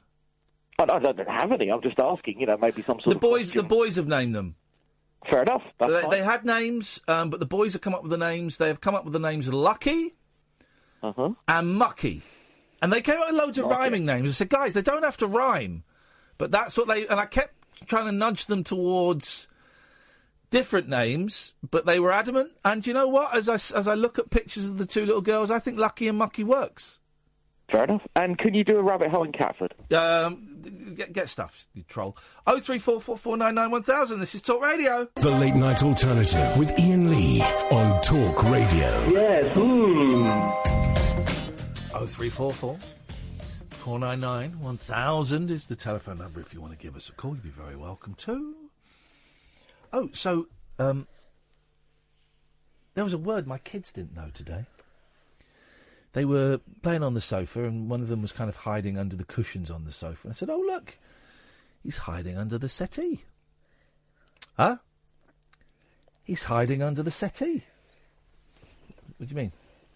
Well, he's got the cushions from the settee. They're on him. He's hiding under. What's a seat? What is a settee? I've never heard of a settee. It's what common people say, isn't it? I think it is. But what does settee? Is it French? I imagine it started out that way. Yeah. What is French for sofa? Sofa, I think. What is French for settee? Sit there. No, it's not that. There's got to be a language where, like, a big chair you'd have in the living room is like le soitoué. No, it's le soitoué. Il soitoué. Or something that we've not. Canapé. Canapé. That doesn't sound like settee. No, I know. Like, do you know what it could do if it's written down? No. Settee. And you're reading the curly curt as a softer. Sanopé settee. Where is settee from then? 0344. Don't Google it. I have to. No, you don't. Otherwise, we've got no content for the bloody show. I won't say. I just want to know. No, don't Google it, for crying out loud. 0344 499 1000. We Google too many things. I want to ban computers. Ban the internet. Ban computers. So anyway, we were sat on the settee, and we've got this new hero in our house now. This guy, and he's incredible. So we've started watching YouTubers. And the boys have discovered this YouTuber called... Do you know Dennis Daly? You aware of Dennis Daly? He's kind of for younger kids. Oh, by the way, I'm on Good Morning Britain on Thursday with one of the biggest pop stars of all time. I'm going to give you... This is amazing. I'm going to give you a little clue, right? One of the biggest pop stars of all time. I'm on Good Morning Britain with them. This is the thrill. And I told my boys they were over the moon. Have a listen to this. It's give you a little clue. It goes like this. Recognise it? Yeah, Baby Shark. I wonder what the Baby Shark does. Shark Guys.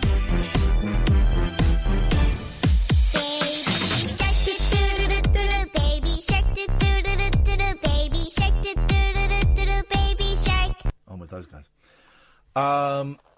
So there's Dennis Daly. So he's a YouTuber, and basically it's him playing Roblox and a bit of Fortnite. But for kids, he's brilliant. He's brilliant. He's very, very funny. It's not just that. We watched one the other day where it was him doing, like, the kind of like mind teaser puzzles, mind-bending puzzles that he'd found online, and he was trying to do them. And he does them in a really funny way. And so me and the boys watching it, and then we'd pause it and we'd go, right, can we work this one out? It's like one of those ones where you've got a grid and there's loads of diagonal lines. You've got to count the triangles in it and stuff. And it looks like there's 4, 8, 12, 16 triangles, but actually there's 44. Remember, there's a big one. Yeah. So we're doing that. And this guy's brilliant, right? He's brilliant. And he's a genius. First of all, the videos are very funny. Okay, very funny. Really child-friendly, family-friendly. Because they're not patronising. They're a little bit patronising, but family-friendly. Very funny. But he's a genius. This is the genius. This is the genius that we as Brits don't do, and I'm going to start doing this. So, you see, it's a shot of, like in the corner, it's him in his living room, his office. And then it's the game, and sometimes the shot of him goes big. And he has this character called, I think it's called Sir Meows-a-Lot. It's this cat, a black cat, that he's designed. Sir Meows-a-Lot. So Meows-a-Lot goes everywhere. And sometimes he'll be in, like, Roblox with some Meows-a-Lot on his shoulder, and people are like, whoa, it's Dennis Daly, I love you, right? But what's brilliant is he's got all this merch. So in the shot, you see some Meows-a-Lot, like towels, some Meows-a-Lot figures, some Meows-a-Lot, all of this stuff behind him. And every now and then I go, don't forget, if you want to get your own some Meows-a-Lot, if you go to DennisDaily.com, you can buy it. It's Black Friday sale. It's $19.99. Okay, let's go back to the game. And it's genius. And it worked, because, don't tell my boys this, but when they were showing it to me the other day, and they're obviously really impressed by this guy, I went on and I ordered some bits and pieces for Christmas. Got one of them like a little gift pack, and one of them a cuddly crab. Something. I don't know what this stuff is. But they love it. And it's genius. And this is, I mean, he gets... I don't think he's necessarily one of the bigger ones. He's part of a squad of YouTubers that play games and stuff. But the girls might, because it's really friendly. And here's the point I'm trying to get to, is that is now, TV is dead. Right? When these kids, our kids, are our age, TV is dead in the next 40 years, because we were there for like an hour tonight. Dennis Daly, and then we finished and we watched another one. We have to restrict the amount of time the girls spend watching YouTubers. But we did this on the TV. But yeah, it was the thing. And I'm not really into the YouTuber thing. And we were watching it, and it was brilliant, man. Here's where my girls have got to. They love this girl called Zay Let's Play. Yeah. Right? Similar thing, and she has merch as well. Yeah. She plays games, and her friends join her in the games, and they act things out. So a character will come up to me in Roblox, and it'll be like, "Oh my god, why are you being so like?" There'll be a drama, but actually it's her mate that's doing it, and they know where it's going. Girls love it. We've got to the point now where one of the girls will have the computer with the headphones on. Yeah. The other girl is sitting next to them playing on something else, like the DS or something. She's got her headphones plugged into the computer because she likes listening to Zay Let's Play. Brilliant. They're obsessed. Yeah. But I don't see that as necessarily unhealthy. As long as a responsible parents, we manage the time.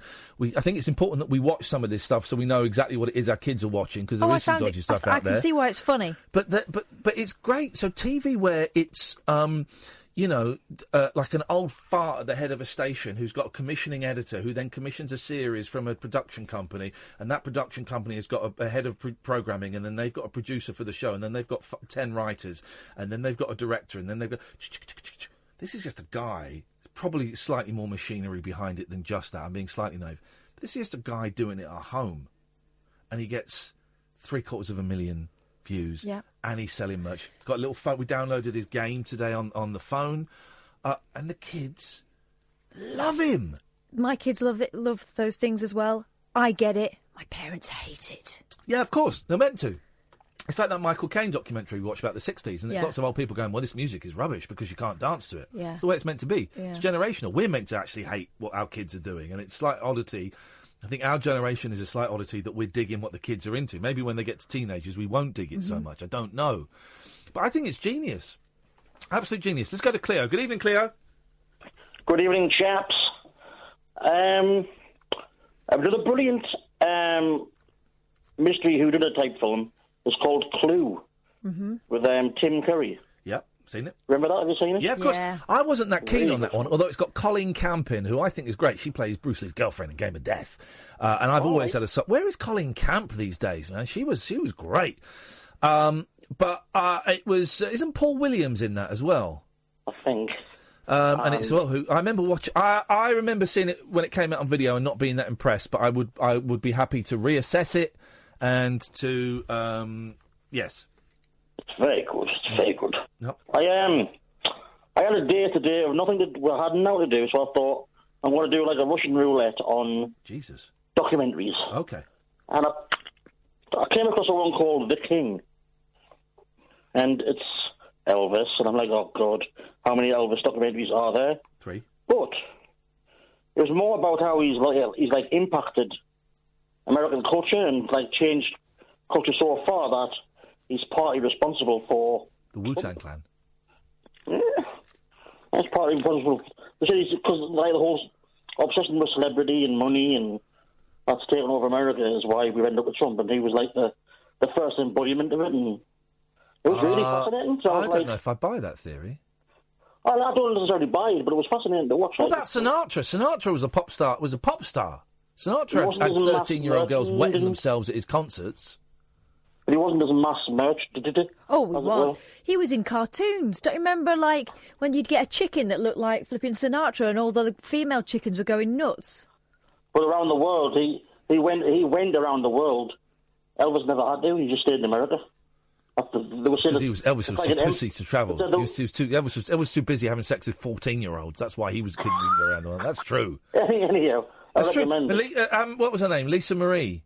No, that's his daughter. Yeah. Priscilla was 14 when he met her. But that's that southern thing. Jerry Lee Lewis married his 13-year-old cousin. That's that southern thing. You get them young. Peel? And he wasn't interested in her once she'd had a baby. Yeah, exactly.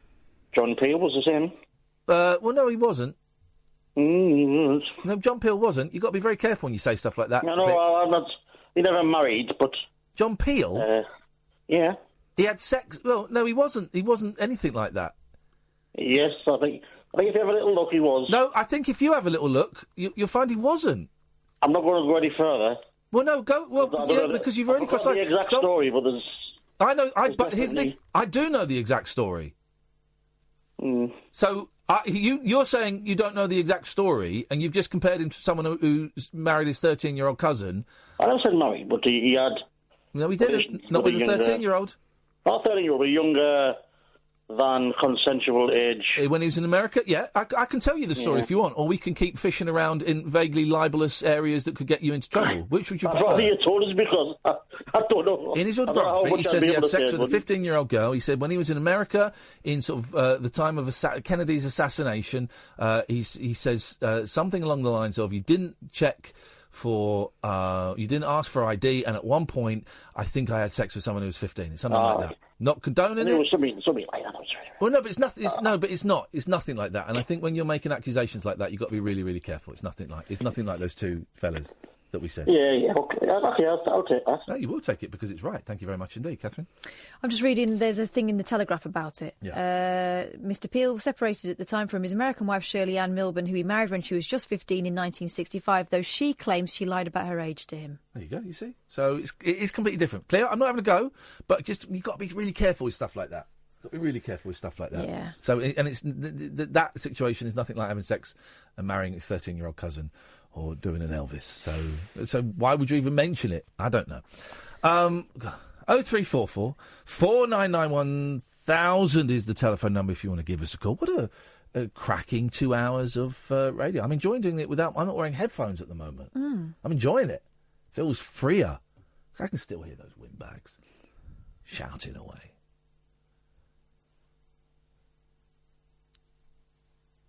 Yeah. 0344 499 1000. What are we talking about? Settees, Mark Borchardt, Dennis Daly. I mean, this is This is the most eclectic show on the radio. This is the Late Night Alternative. Iain Lee, Catherine Boyle, weeknights from 10 on Talk Radio. The Late Night Alternative with Iain Lee on Talk Radio. We have ways of making you talk. Une petite ville, je la connais puisque j'y passe ma vie. C'est chez le barbier qu'on voit tous les gens, beau temps, mauvais temps. Le gérant de notre banque a une automobile. Tous les enfants lui jouent des tours et rient de lui. Et cet homme n'a jamais de chapeau, même sous la pluie. Quel idiot! Penny Lane est à mes yeux comme une fille. Moi, j'y reviendrai finir ma vie. Je m'en souviens trop bien. Sur Penny Lane, il y a l'unique pompier de la ville. Et sur son cœur, il garde porte de la reine. Il lave son camion soir et matin. Il le lave bien.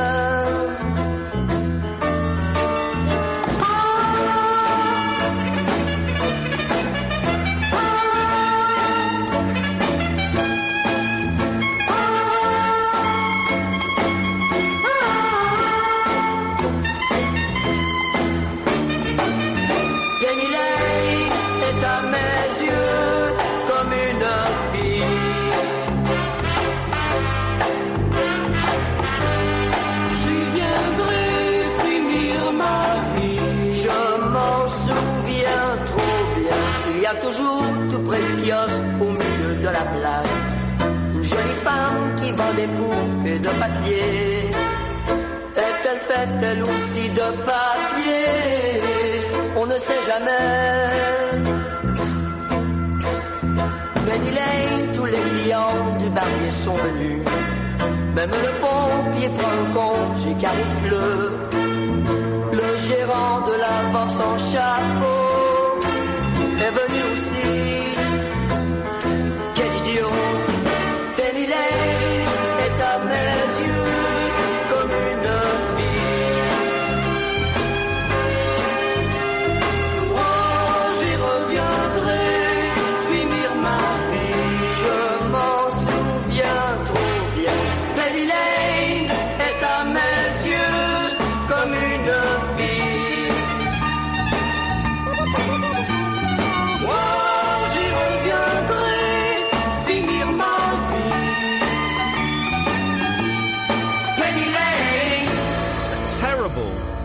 Translation, of course, in French it wouldn't be Penny Lane, it'll be l'avenue de la centime.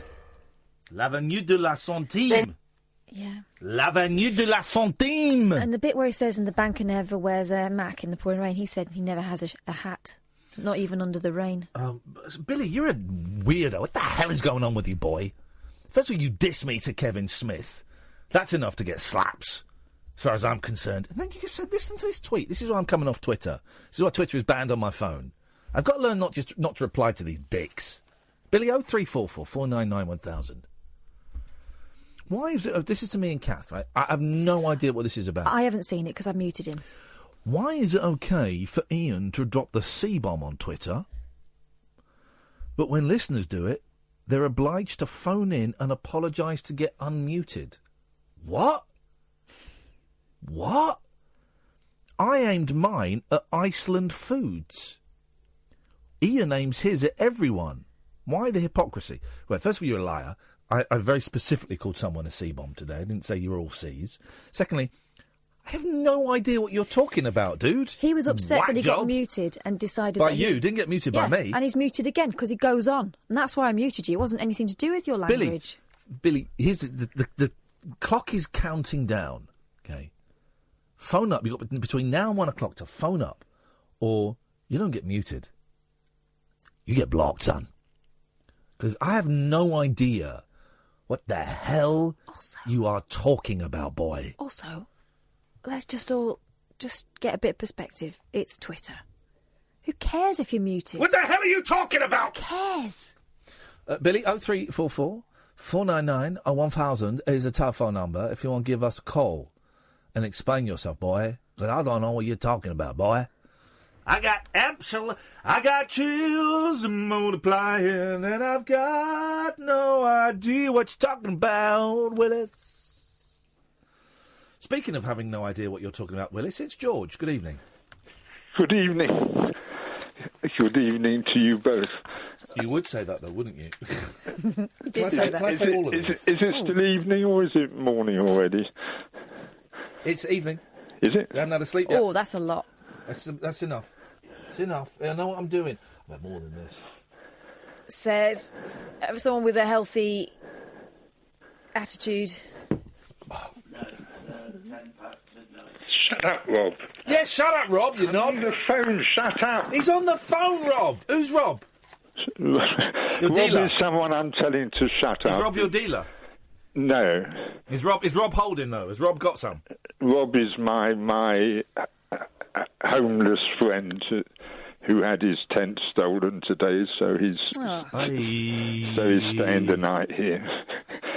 And anyway, I tried to get him to call you and tell you the story, but he's not up for it. Oh, well, then that's fine. We would never force anyone to come on the air, except for Paul Ross, who's never up for it, but we have to drag him in.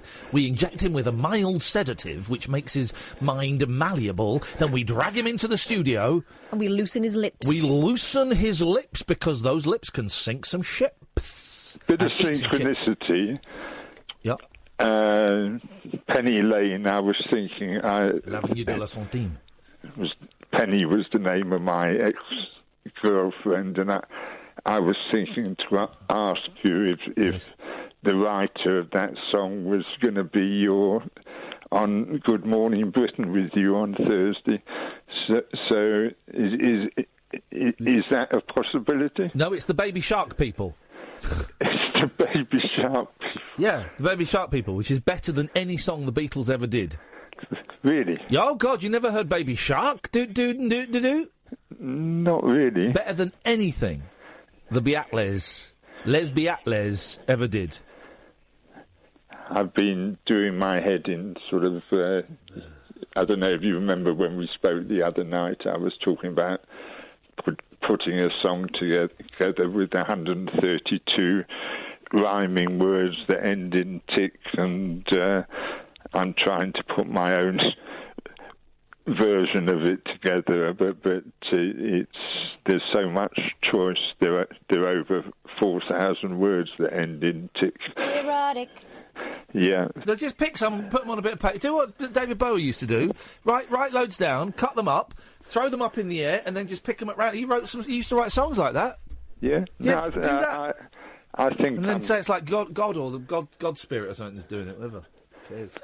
Okay. Well, I'm calling it the Quad Squad. The Quad Squad? Yeah, because there's 4 words in each line. So, okay. But... I'm thinking of going beyond the ticks now. Don't ever go beyond the ticks. I quite like the words that end in IOUS, so devious and previous. Well, hang on, finish the first... You're like... who's that guy that phones up... Who's that guy that phones up radio stations and never finishes projects? Oh, yeah, you're like that Rainbow George. Just focus on one thing and do that!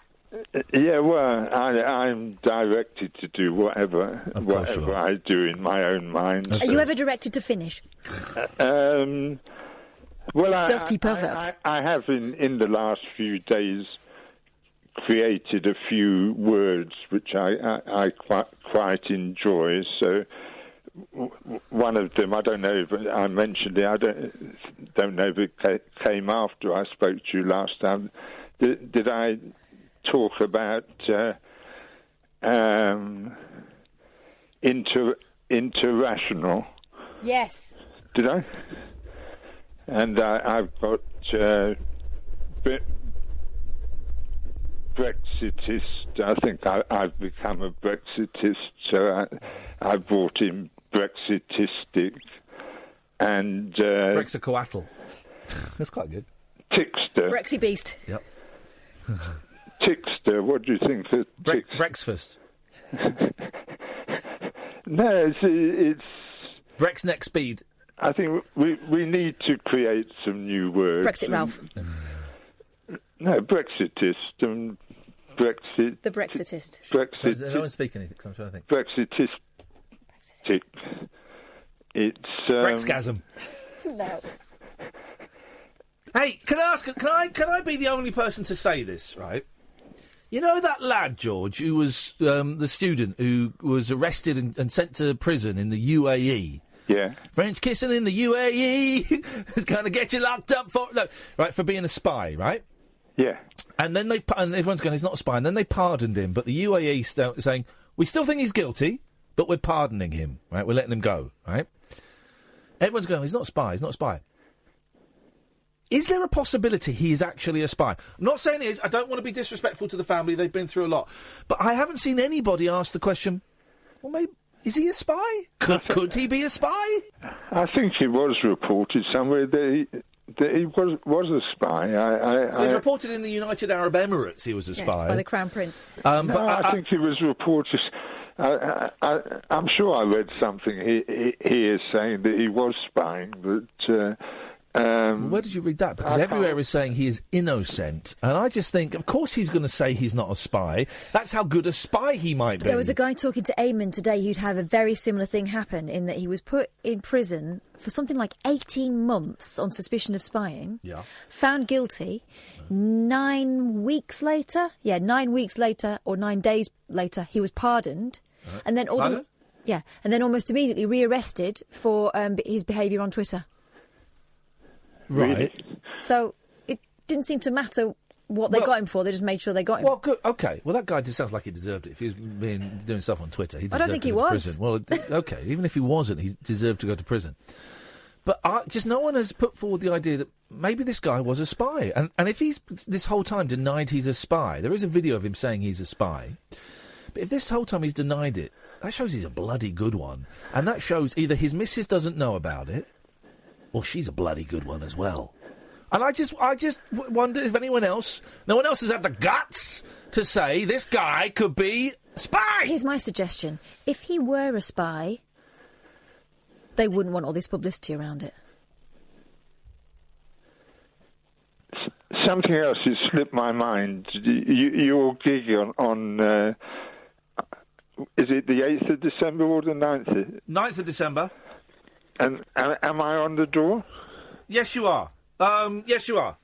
And where exactly is it? Yeah, you have to you got to find the door with your name on it. That's a challenge, I suppose. Yes, isn't it? Thank you very much indeed, George. Billy, call in or piss off. He's replied to my... Billy, you're being a bit of a PR1CK. Phone in and explain yourself or jog on. I suppose you want... This makes no sense. No, I know. This is why I suppose when you put it like that, you are right. By the way, I was the fella who complained to Ofcom. About what? About what? Loads of people complained to Ofcom. About what? I was inspired at your attempt at dobbing Kathim for Abu Dhabi Do Gate. Crying emoji, you're welcome. Mate, you're speaking in riddles. Life is too short to deal with bell ends like you. Either call in or just go. If your next response to me is a tweet, I'm blocking you and you're out of my life.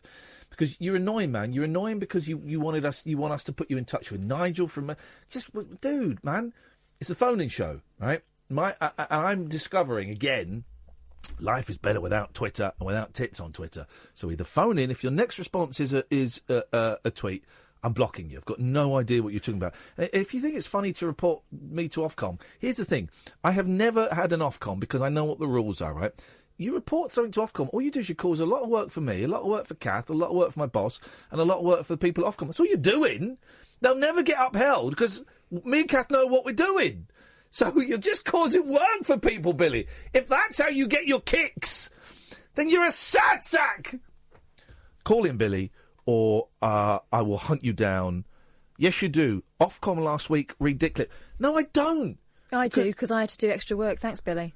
So, the Dick in the News. Mm-hmm. All right, fine. OK, well, guess what, Billy? It's not been upheld. This is the thing. People like you are nuts, right? Absolutely bat crazy. Because you listen to the show, you love the show, right?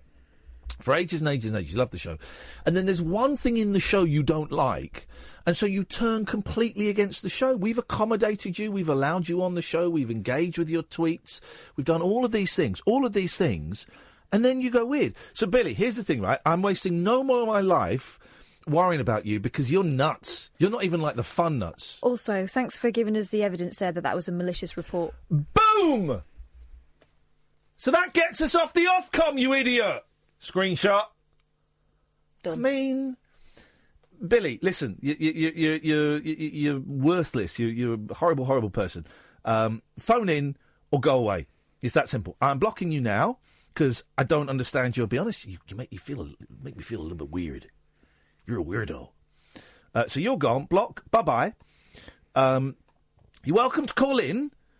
But people like you, I mean, what's the point? You're not bright enough for this show. You're not human enough for this show. This show's too good for you. I forbid you. I demand you go and listen to Duncan Barks on BBC London. Billy, never darken my door again. Weirdo. 0344, what a bell cheese. 0344 499 1000 is the telephone number. Thank you for that, because it means we don't have to then reply to Ofcom, because we can just send them that screenshot. So that's brilliant. Thank you, man. I appreciate that. You've saved us a lot of effort. 0344 499 1000, the late night alternative, only for intelligent, discerning, beautiful people. Not people like Billiam. This is Talk Radio. Take a trip into the alternate reality of late night radio. I think I'm in something like the Matrix, and so are you. The late night alternative. Hello. With Iain Lee. Is there anybody out there? On Talk Radio. Hello. 0344 499 1000 is the telephone number. Billiam, you want to give us a call? You can do. Listen, you're blocked on Twitter, man. Get over yourself. If you want to give us a call, you can. Here's what that proves to me is we're too open on Twitter. We're too giving on Twitter, and this is a phone-in radio show. And I had Twitter blocked for a long time, and then maybe the last month or so, I've had it unblocked on my phone. I've blocked it again. We're giving too much time to these people. The radio show is 10 till 1, Monday to Friday. It's the most open, honest, exposed, transparent radio show I've ever heard in my life. You can come on. You can literally come on and say anything. Come on and tell us you hate us. Tell us where you think we're going wrong. You can come on and say anything, right? You'll get on. You'll be challenged, but you'll get on. I'm not speaking to you now, Billy. I'm speaking to everyone. And I constantly find myself going on Twitter and defending the show and arguing with people and blah, blah, blah, blah, blah. And no more. People who don't actually want to engage, really. They just want your attention. No more. It's done. It's done. Back to the way it was a month or so ago. It's done. I'm not defending the show on Twitter. I might go on and ruminate about the show, which is my entitlement. I might say maybe last night's show wasn't great. I might go on and say stuff like that, and that's cool. And I might engage with some people, but someone tweets me and says the show is crap. Do you know what? I'm not engaging. Someone tweets me and says I hate you. That's fine. Hate me. Hate the show. That's cool. I'm gonna meditate on it, and I'm not gonna. Can I make a deal with you? Yeah. If someone tweets us and says the show is crap or they hate us or they hate the other person, my initial reaction is to just tweet and go, right, well, I'm going to text you. Yes. And you're going to text me. Yes. And we're going to bitch about Sam behind his back. That sounds... Oh, again, yes. Yeah. Let's do that. I'm going to text you. And you're going to talk me off the ledge, and you're going to text me, and I'm going to talk you off the ledge. And then if we both go... We'll both give each other the nod and press block at the same time. No, well, if we both go, actually, let's go nuclear on their ass, then maybe we will. I don't know. But that'll be more fun. Let's go to... Hey, it's Jazzy! Hello, Ian. Hello, Jazzy. How's it going? It's going very, very well, thank you. I just phoned up to say this is the first time I've ever listened to this live. Uh-oh. Always listen. No, it's all good. It's all good. Always listen to the podcast, sends me to sleep. Hey, nice one, man. Well, listen, some people will take that as an insult, but we love the fact that people listen to this show live or as a podcast, and it knocks them out. For me, as a late-night radio host, that is the greatest compliment anyone could pay me, because that's what I do, is I fall asleep with the radio on, so that is cool, man. How come you're listening live tonight, then? What's different for you tonight? So, I work offshore, so usually I'm lying in bed listening to this and go to sleep. But the night, it was the first night that I actually remembered you until 10 till 1, so I thought, I'll tune in. Hey, wicked, man, thank you. When you say you work offshore, what, you on an oil rig or something? Yeah. Manly. How very manly. So manly. All right, I'm manly. I'm Butch. How long are your shifts out? How long are you out there for? 3 weeks on, 3 weeks off. And is it? Well, actually, 3 weeks, I suppose, is doable. Is it grim? Is it boring? Is it bleak? Or do you have a laugh out there? No, it's fine. It's we have a good laugh. There you go. Fine. There you go. What's the food like? The food's. Oh, sorry. Sorry, I didn't mean to bring you down, man. What are your sleeping arrangements? Is it like the Seven Dwarfs? Are you all in one room with like a row of beds, or do you get your own room? No, I've got a big, massive cabinet myself. Wow! I've got like a 6-inch TV. But it's, I work in Denmark, so it's Danish TV, so I never have it on, so I always have the podcast on. Oh, man. And does it... you don't go into specific. Does it pay... It must pay all right, mustn't it? Oh, well, this job I'm on now, it's not great. I've had better, but it's all right. Okay. Oh, well, wicked, man. I don't know if I've ever spoken to anyone who works on an oil rig before. Oh, you must do. They tend to keep it to themselves. Well, we're glad... Oh, OK. Well, listen, we're glad that you decided to listen tonight and you called in. Is there anything you want to say, or are you just checking in? No, I'm surprised with all the negativity that's coming on this show. Yeah. I mean... He said folk, but it did folk. sound like... I just dumped you there, Jazzy, because, Because he's racist. No, because your folk sounded like an F-bomb, and all three of us looked at each other to go, what was that? And I always err on the side of caution as I get older. Yeah, and the most northern of us went, it's fine. Catherine, he said when I'm trying to be like posh. Well, let me let you into a secret, Jazzy. You're failing miserably. All right? You're failing miserably. What do you have like board games on there? What do you do for fun? Fighting, bare knuckle fighting.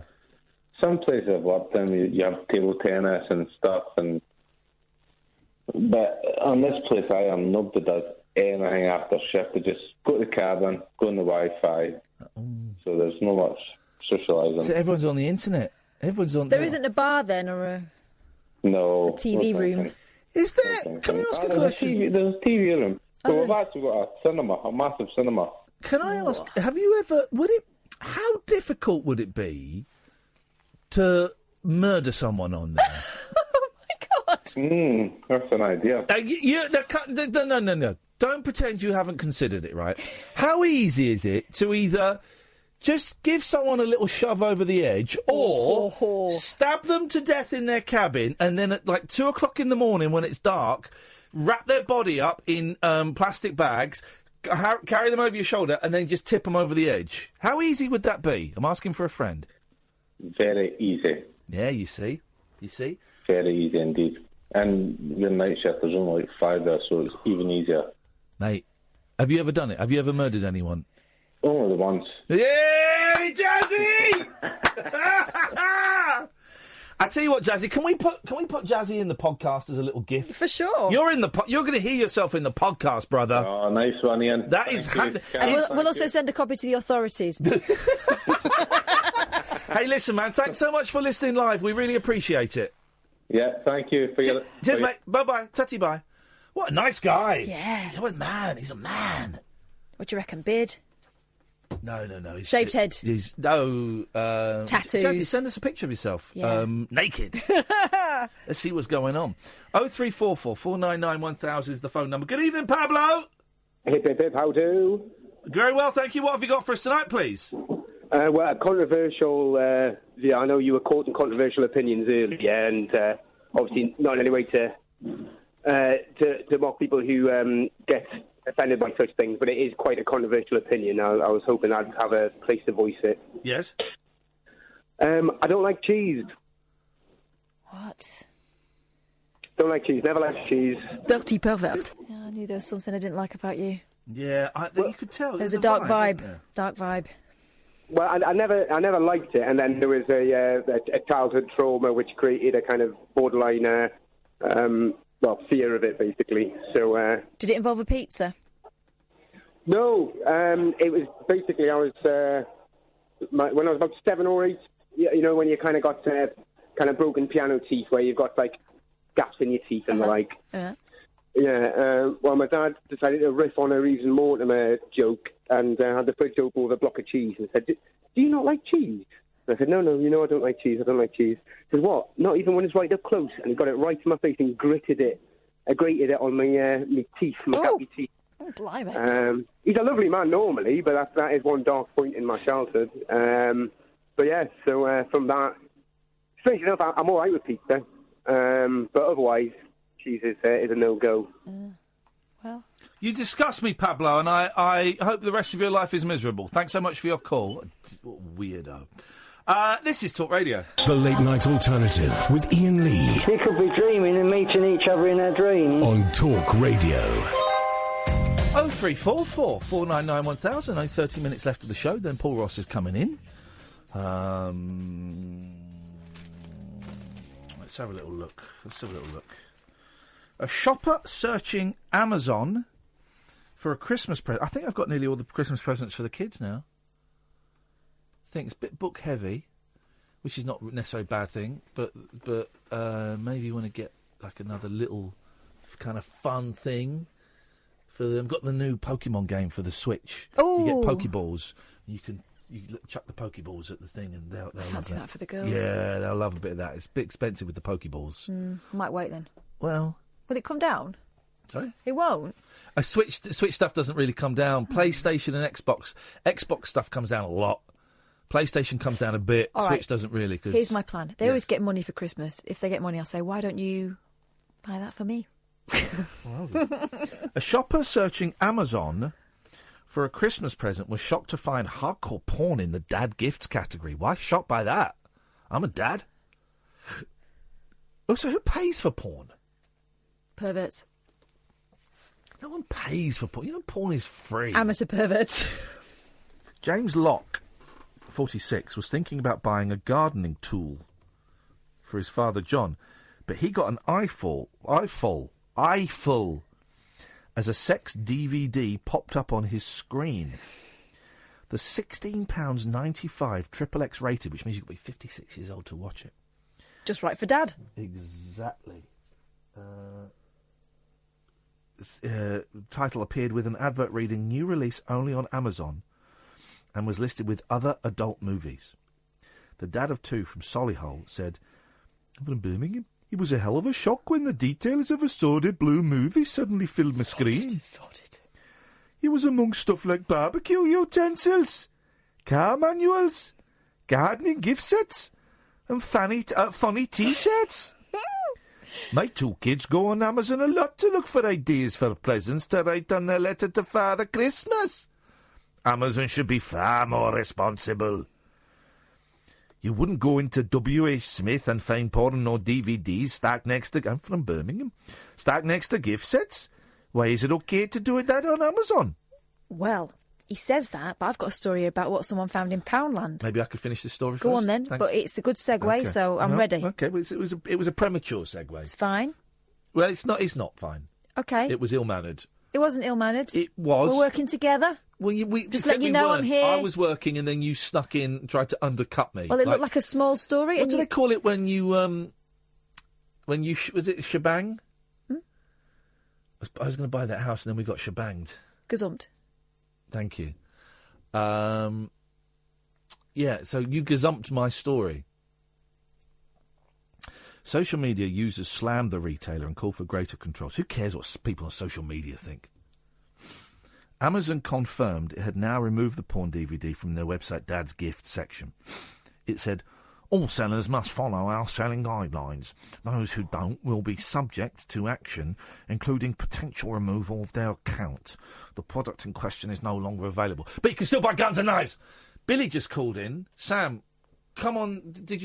Was that was Billy, was it? I think so, because as soon as I answered it, he hung straight up. Hey. I called back, and it just went dead. Hey, Billy! Don't make me play my chicken noise. I don't want to play my chicken noise, but I might. Call in, man. Come on, listen, I'm not going to have a go at you. Just call in. Stop being a plum. Yes, you've been rude to us. It's fine. Call in, man. Peace and love. It's all peace and love here. That story is finished. I believe a little birdie tells me Don't call me a bird. That Catherine has a story as well, which is a surprise to us all. I know we weren't expecting that, but I look forward to hearing it, and I look forward to the tiniest little break so that I can nip in with another story. You're always doing that to me.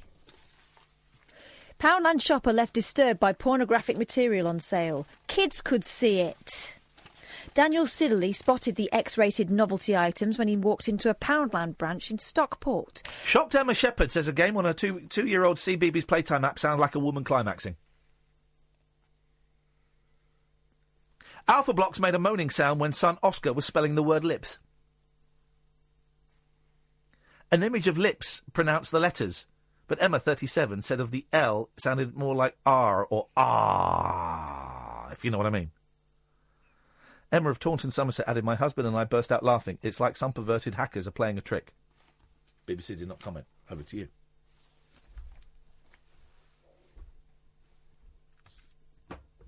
Poundland, you say? Yeah. Pornos in Poundland. You can find it in the Mail online. Come on, the Star online. Come on. No. Come on. No. Come on. No. Come on. Come on. Do that and I'll read the story that starts plop and go. Oh. Oh. It's a hard knock life, for sure. That's a hard knock life, for sure. Little Annie go to school. My God. That's right. I just made Annie better. I've vajazzled an Annie. Wow. Don't do that. The 36-year-old was mortified to see... He wasn't. To see the bundles. He was so mortified, he took a picture. Told the Manchester Evening News. Put his name to it. Mortified to see the bundles of plastic party goodies stacked next to the birthday cards. So what could it be? Pornographic stuff next to the birthday cards? Everybody? What do we need when we're doing a mucky celebration? Knob straws. Sorry? Knob straws. Daniel spotted plastic penis straws, rubber breasts and willy boppers on sale. Willy boppers? He added. That was my nickname at school. Some unsupervised children were looking at it while parents were shielding their kids' eyes as they walked past. Daniel, who was shopping with his young niece and nephew, complained, but staff told him the manager was off. He certainly was. Instead, he was handed a receipt for a ham sandwich and Poundland's website circled in pen. I don't know where the ham sandwich bit came from. Novelty items like party penises and plastic breasts are often used for hen and stag parties. Thanks very much, Daily Star. We do know this. Poundland told Daniel they were very popular with their customers, with a member of the customer services team claiming people appreciated the tongue-in-cheek humour. The statement said, while we know some of the items in our stag and hen party range won't be to everyone's taste, they sell extremely well, and the majority of customers appreciate the tongue-in-cheek humour. Sadly, it's not hard to offend someone these days, but we appreciate the feedback. In other words, the knobs are staying. So, but the dick stuff was in the kids section. Well, apparently it was near the birthday cards and stuff. That's not acceptable. We went to... Jesus, look at the size of them! I know. And they've got balls as well! And you have to suck them to get your drink out. No, that's not acceptable. No, I don't think it's right either. That is unacceptable behaviour. That's not just a little novelty. There's the willy boppers. Oh, so they're like deedly boppers with dicks on? Yes! Oh, they look like fun, actually. They look like fun. They should, when you bop them, a little bit of milk should come out. God, we went to the seaside recently, and there was Didn't. What are you talking about? No, me and the kids. Okay. In the summer, we went to Whitby, and by the sea, there was the usual kind of seaside bawdy fun. You've got your arcades and your... Arcades are not bawdy. Well, I mean, some of them are. They've got, like, games with old-fashioned pictures of women with big knockers on. All that sort of stuff. But they also had rock shops, where they sold just nothing but rock. Oh, you get cock rock. Yeah, but my kids didn't notice it because they didn't know what it was. Yeah. But anyway, yeah. Nice bit of cock rock. When was the last time you had a bit of rock? I don't really like it. No, I mean... Does anyone really like it? I remember getting rock as a kid. Is that West Country boy that I blocked? He seems to have disappeared. I remember getting rock as a kid... And you'd have a suck on it, and you'd kind of wrap it up, and it could last like months. Yeah, because you'd wrap it up and then put it in the wool unit and have a bit more the next day. But it's a disgusting taste. Yeah, or do what my father-in-law does and smashes it up, puts it in a jam jar. That's great. Because otherwise, you just end up with a soggy bit of rock. Yeah, but then kids do that, and I'd forgotten kids do it. But a number of times I'm handed a Chupa Chup that's been half licked, and then an hour later, have you got my lolly? Yeah. Sorry, yeah, it's on the table there. Fine. We got my youngest one of those rock dummies. Okay. Which look like a lot of fun, but they're impossible to eat without dribbling down the sides, and it would just end up in the bin. This is the cock rock. For my 7-year-old Ian. Okay. Wow. That's awkward. The Late Night Alternative with Iain Lee on Talk Radio. John, we know it was you tweeting us, and we know that we're talking to the police. So just back away, dude, back away. You wacko, Billy. You got 15 minutes to call in, and this time speak to Sam, and let him answer the phone when he calls you back. What is wrong with people? Did we just do a radio show? People are nuts. 0344 499 1000 is the telephone number if you want to give us a call. Paul Ross will be meeting so many conversations tonight. No, I'm second. Paul Ross will be on at 1. Plop and go. This is a news flush. That's what it says here. Just reading it. Brit adults spend 8 months sitting on the toilet, and that was just today. Huh? People spend 8 months of their adult life on the lavvy, a survey found. We devote an average of 15 minutes daily to doing a pee or a, and then it's in quotation marks, number 2. Totalling nearly 2 hours a week. My dad. That was Sunday morning. Yeah. A third of people said it was one of the few occasions they got time for themselves. A fifth would feel weird being on the toilet without their phone to fiddle with. Trust me, that's something else you can fiddle with. And I poo. And almost 1 in 20 admitted to talking on the phone while in the bathroom. Dirty. You've done that to me. Oh, I do it to you because I know it disgusts you. Yes, it does. It's a nasty surprise, isn't it, when at the end of the phone call you hear the flush. You realise all that time he's been Winnie the Poohing. I had lunch with Shappy and we went to a pub near her. They had the highest urinals I've ever seen. So I'm a tall guy, right? But the urinal was dick height for me, and I had to kind of flop it over the edge. Flop it? Come on, are you kidding, boy? I had to rest it on the edge, right? Anyone else would have been on tippy toe or needed one of those little things for kids to stand on. Or do they just aim high and hit the back wall, and in it goes? Yeah, because that's how men go to the toilet. I don't know. I've never seen. I have never seen it done. You'll be amazed to know. Well, I will show you how it's done. No, it's fine. What you've said is actually offensive. That's fine. Women were more likely than men to chat with a stranger in a public loo. Yeah. Too right. Yeah. Too right. Yeah. And 65% of blokes would find it unacceptable. Sorry, 65% of blokes would find it unacceptable if a man ignored other free urinals to use the one beside them. Correct. Yeah, that's got to be a bit odd, isn't it? However, if they were in a public toilet with no loo roll, a quarter of Brits would ask a stranger for some. Remember when we went, was it Brighton, on the pier, where we had fish and chip lunch, and I went for a dump, and there was no toilet paper. How did I had to text you. Did I text you or did I? Oh, no, I came out. Yeah. I finished, and then I came out. You had to do the Space Invader walk. Yeah. So I had to... You know what I mean? So it's like almost crabbing. Walk like that. And come and get some tissues off you. That was it, and I had to walk back. But what was annoying was a guy had come out of the cubicle... And not told you. Not told me. Women tend to tell each other. Well, men tend to tell each other. Men generally... tell each other. This guy was a betrayal of the brotherhood. Yes. The survey was done by some people. Do you want an interesting biblical one? Yeah, I do actually. Right. It's time we got holy. A master builder. Hey, what's your language? Who created a 390-foot long replica of Noah's Ark is planning to sail the copy of God's ship, in quote marks, copy of God's ship, to Israel. There is a picture of it. One major hurdle to overcome first, though, is that John Huiber's vessel has no motor, so he'll need to rent tugboats to sail it. It's not sailing. So he's going to have... He's going to get tugged all the way. Tugged all the way to Israel. He's going to have to tug off God's... So he's going to get tugged off.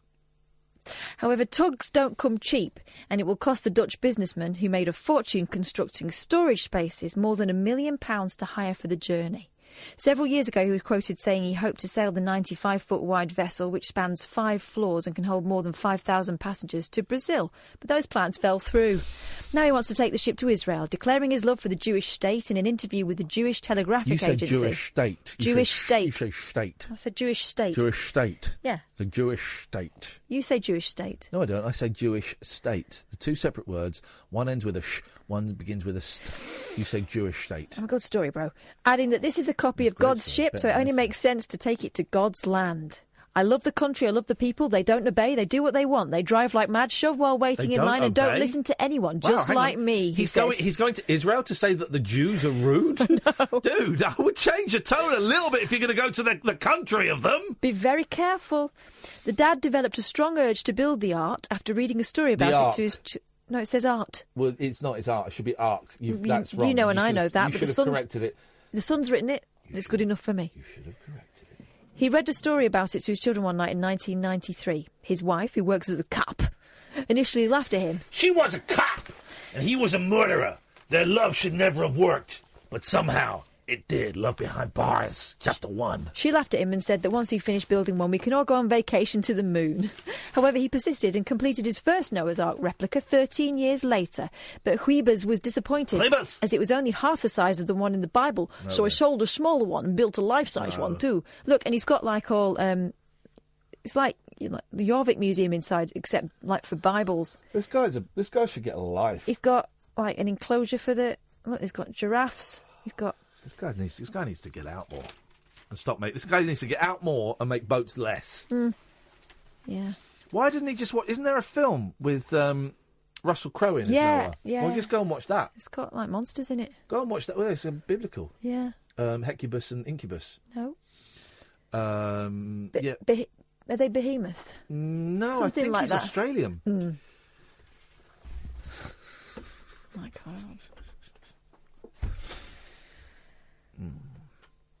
Have you finished? Because I'm about to. I think so, yeah. Oh, I think so. I think we're done. I think we're done there, buddy bing, buddy bong, buddy bang, bang, bang. Buddy bing, buddy bong, buddy bang, bang, bang. Buddy bing, buddy bong, buddy bang, bang, bang. Buddy bing, buddy bong, bang, bang. I used to be able to play that on my teeth. Yeah, didn't someone do it on Jim Will Fix It once? Well. That's Catherine do it. I'll do it better now. Oh, it's tuning up.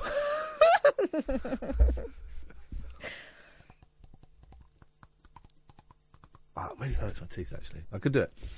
Yeah, I could do it. Silent discos could be banned by a council. Get this. Why do you think they're going to ban a silent disco? For noise? For being too noisy. Wow. There have been complaints about the street events. I would ban them just because it's full of sexual deviance. It's a stupid thing to do, silent disco. It's the ones where you put headphones on and you hear music in the headphones. You look stupid, guys. You're not cool. They were funny for like a weekend about 8 years ago. Now they're dumb. Apart from Silent Disco Simon, who listens to the show and let us go and do the show from his house once. Excellent. He's excellent. But everyone else is a dumb. There have been complaints about the street events in which revelers dance to music they hear through headphones. Edinburgh City Council is to outlaw the parties popular with hen parties, that's two parties, and tour groups. Tory councillor Joe Mowat said, oh no, silent discos are not silent. There's a lot of whooping and screaming, especially when you have 40 women on the hen party. Sexist. There's also the safety aspect. There is also the safety aspect over who is going to have to step in the road due to groups taking up the pavements. What? The current legislation does not serve residents of the city who never get a break from activity such as this. I do feel sorry for Edinburgh. It's such a beautiful place. And for a month of the year, it's full of drug addicts and drama students. Two of the worst kinds of people known to mankind. Scumbags. It's where everyone goes to show off. And I think they should be given a break. That's what I think. What about this? Go on. You got it. You got it. Give it. How to bring back your sense of smell. Although I've wished I couldn't smell at various points this evening. Scientists discover placing electrodes in the nose to zap the brain may return your sensation.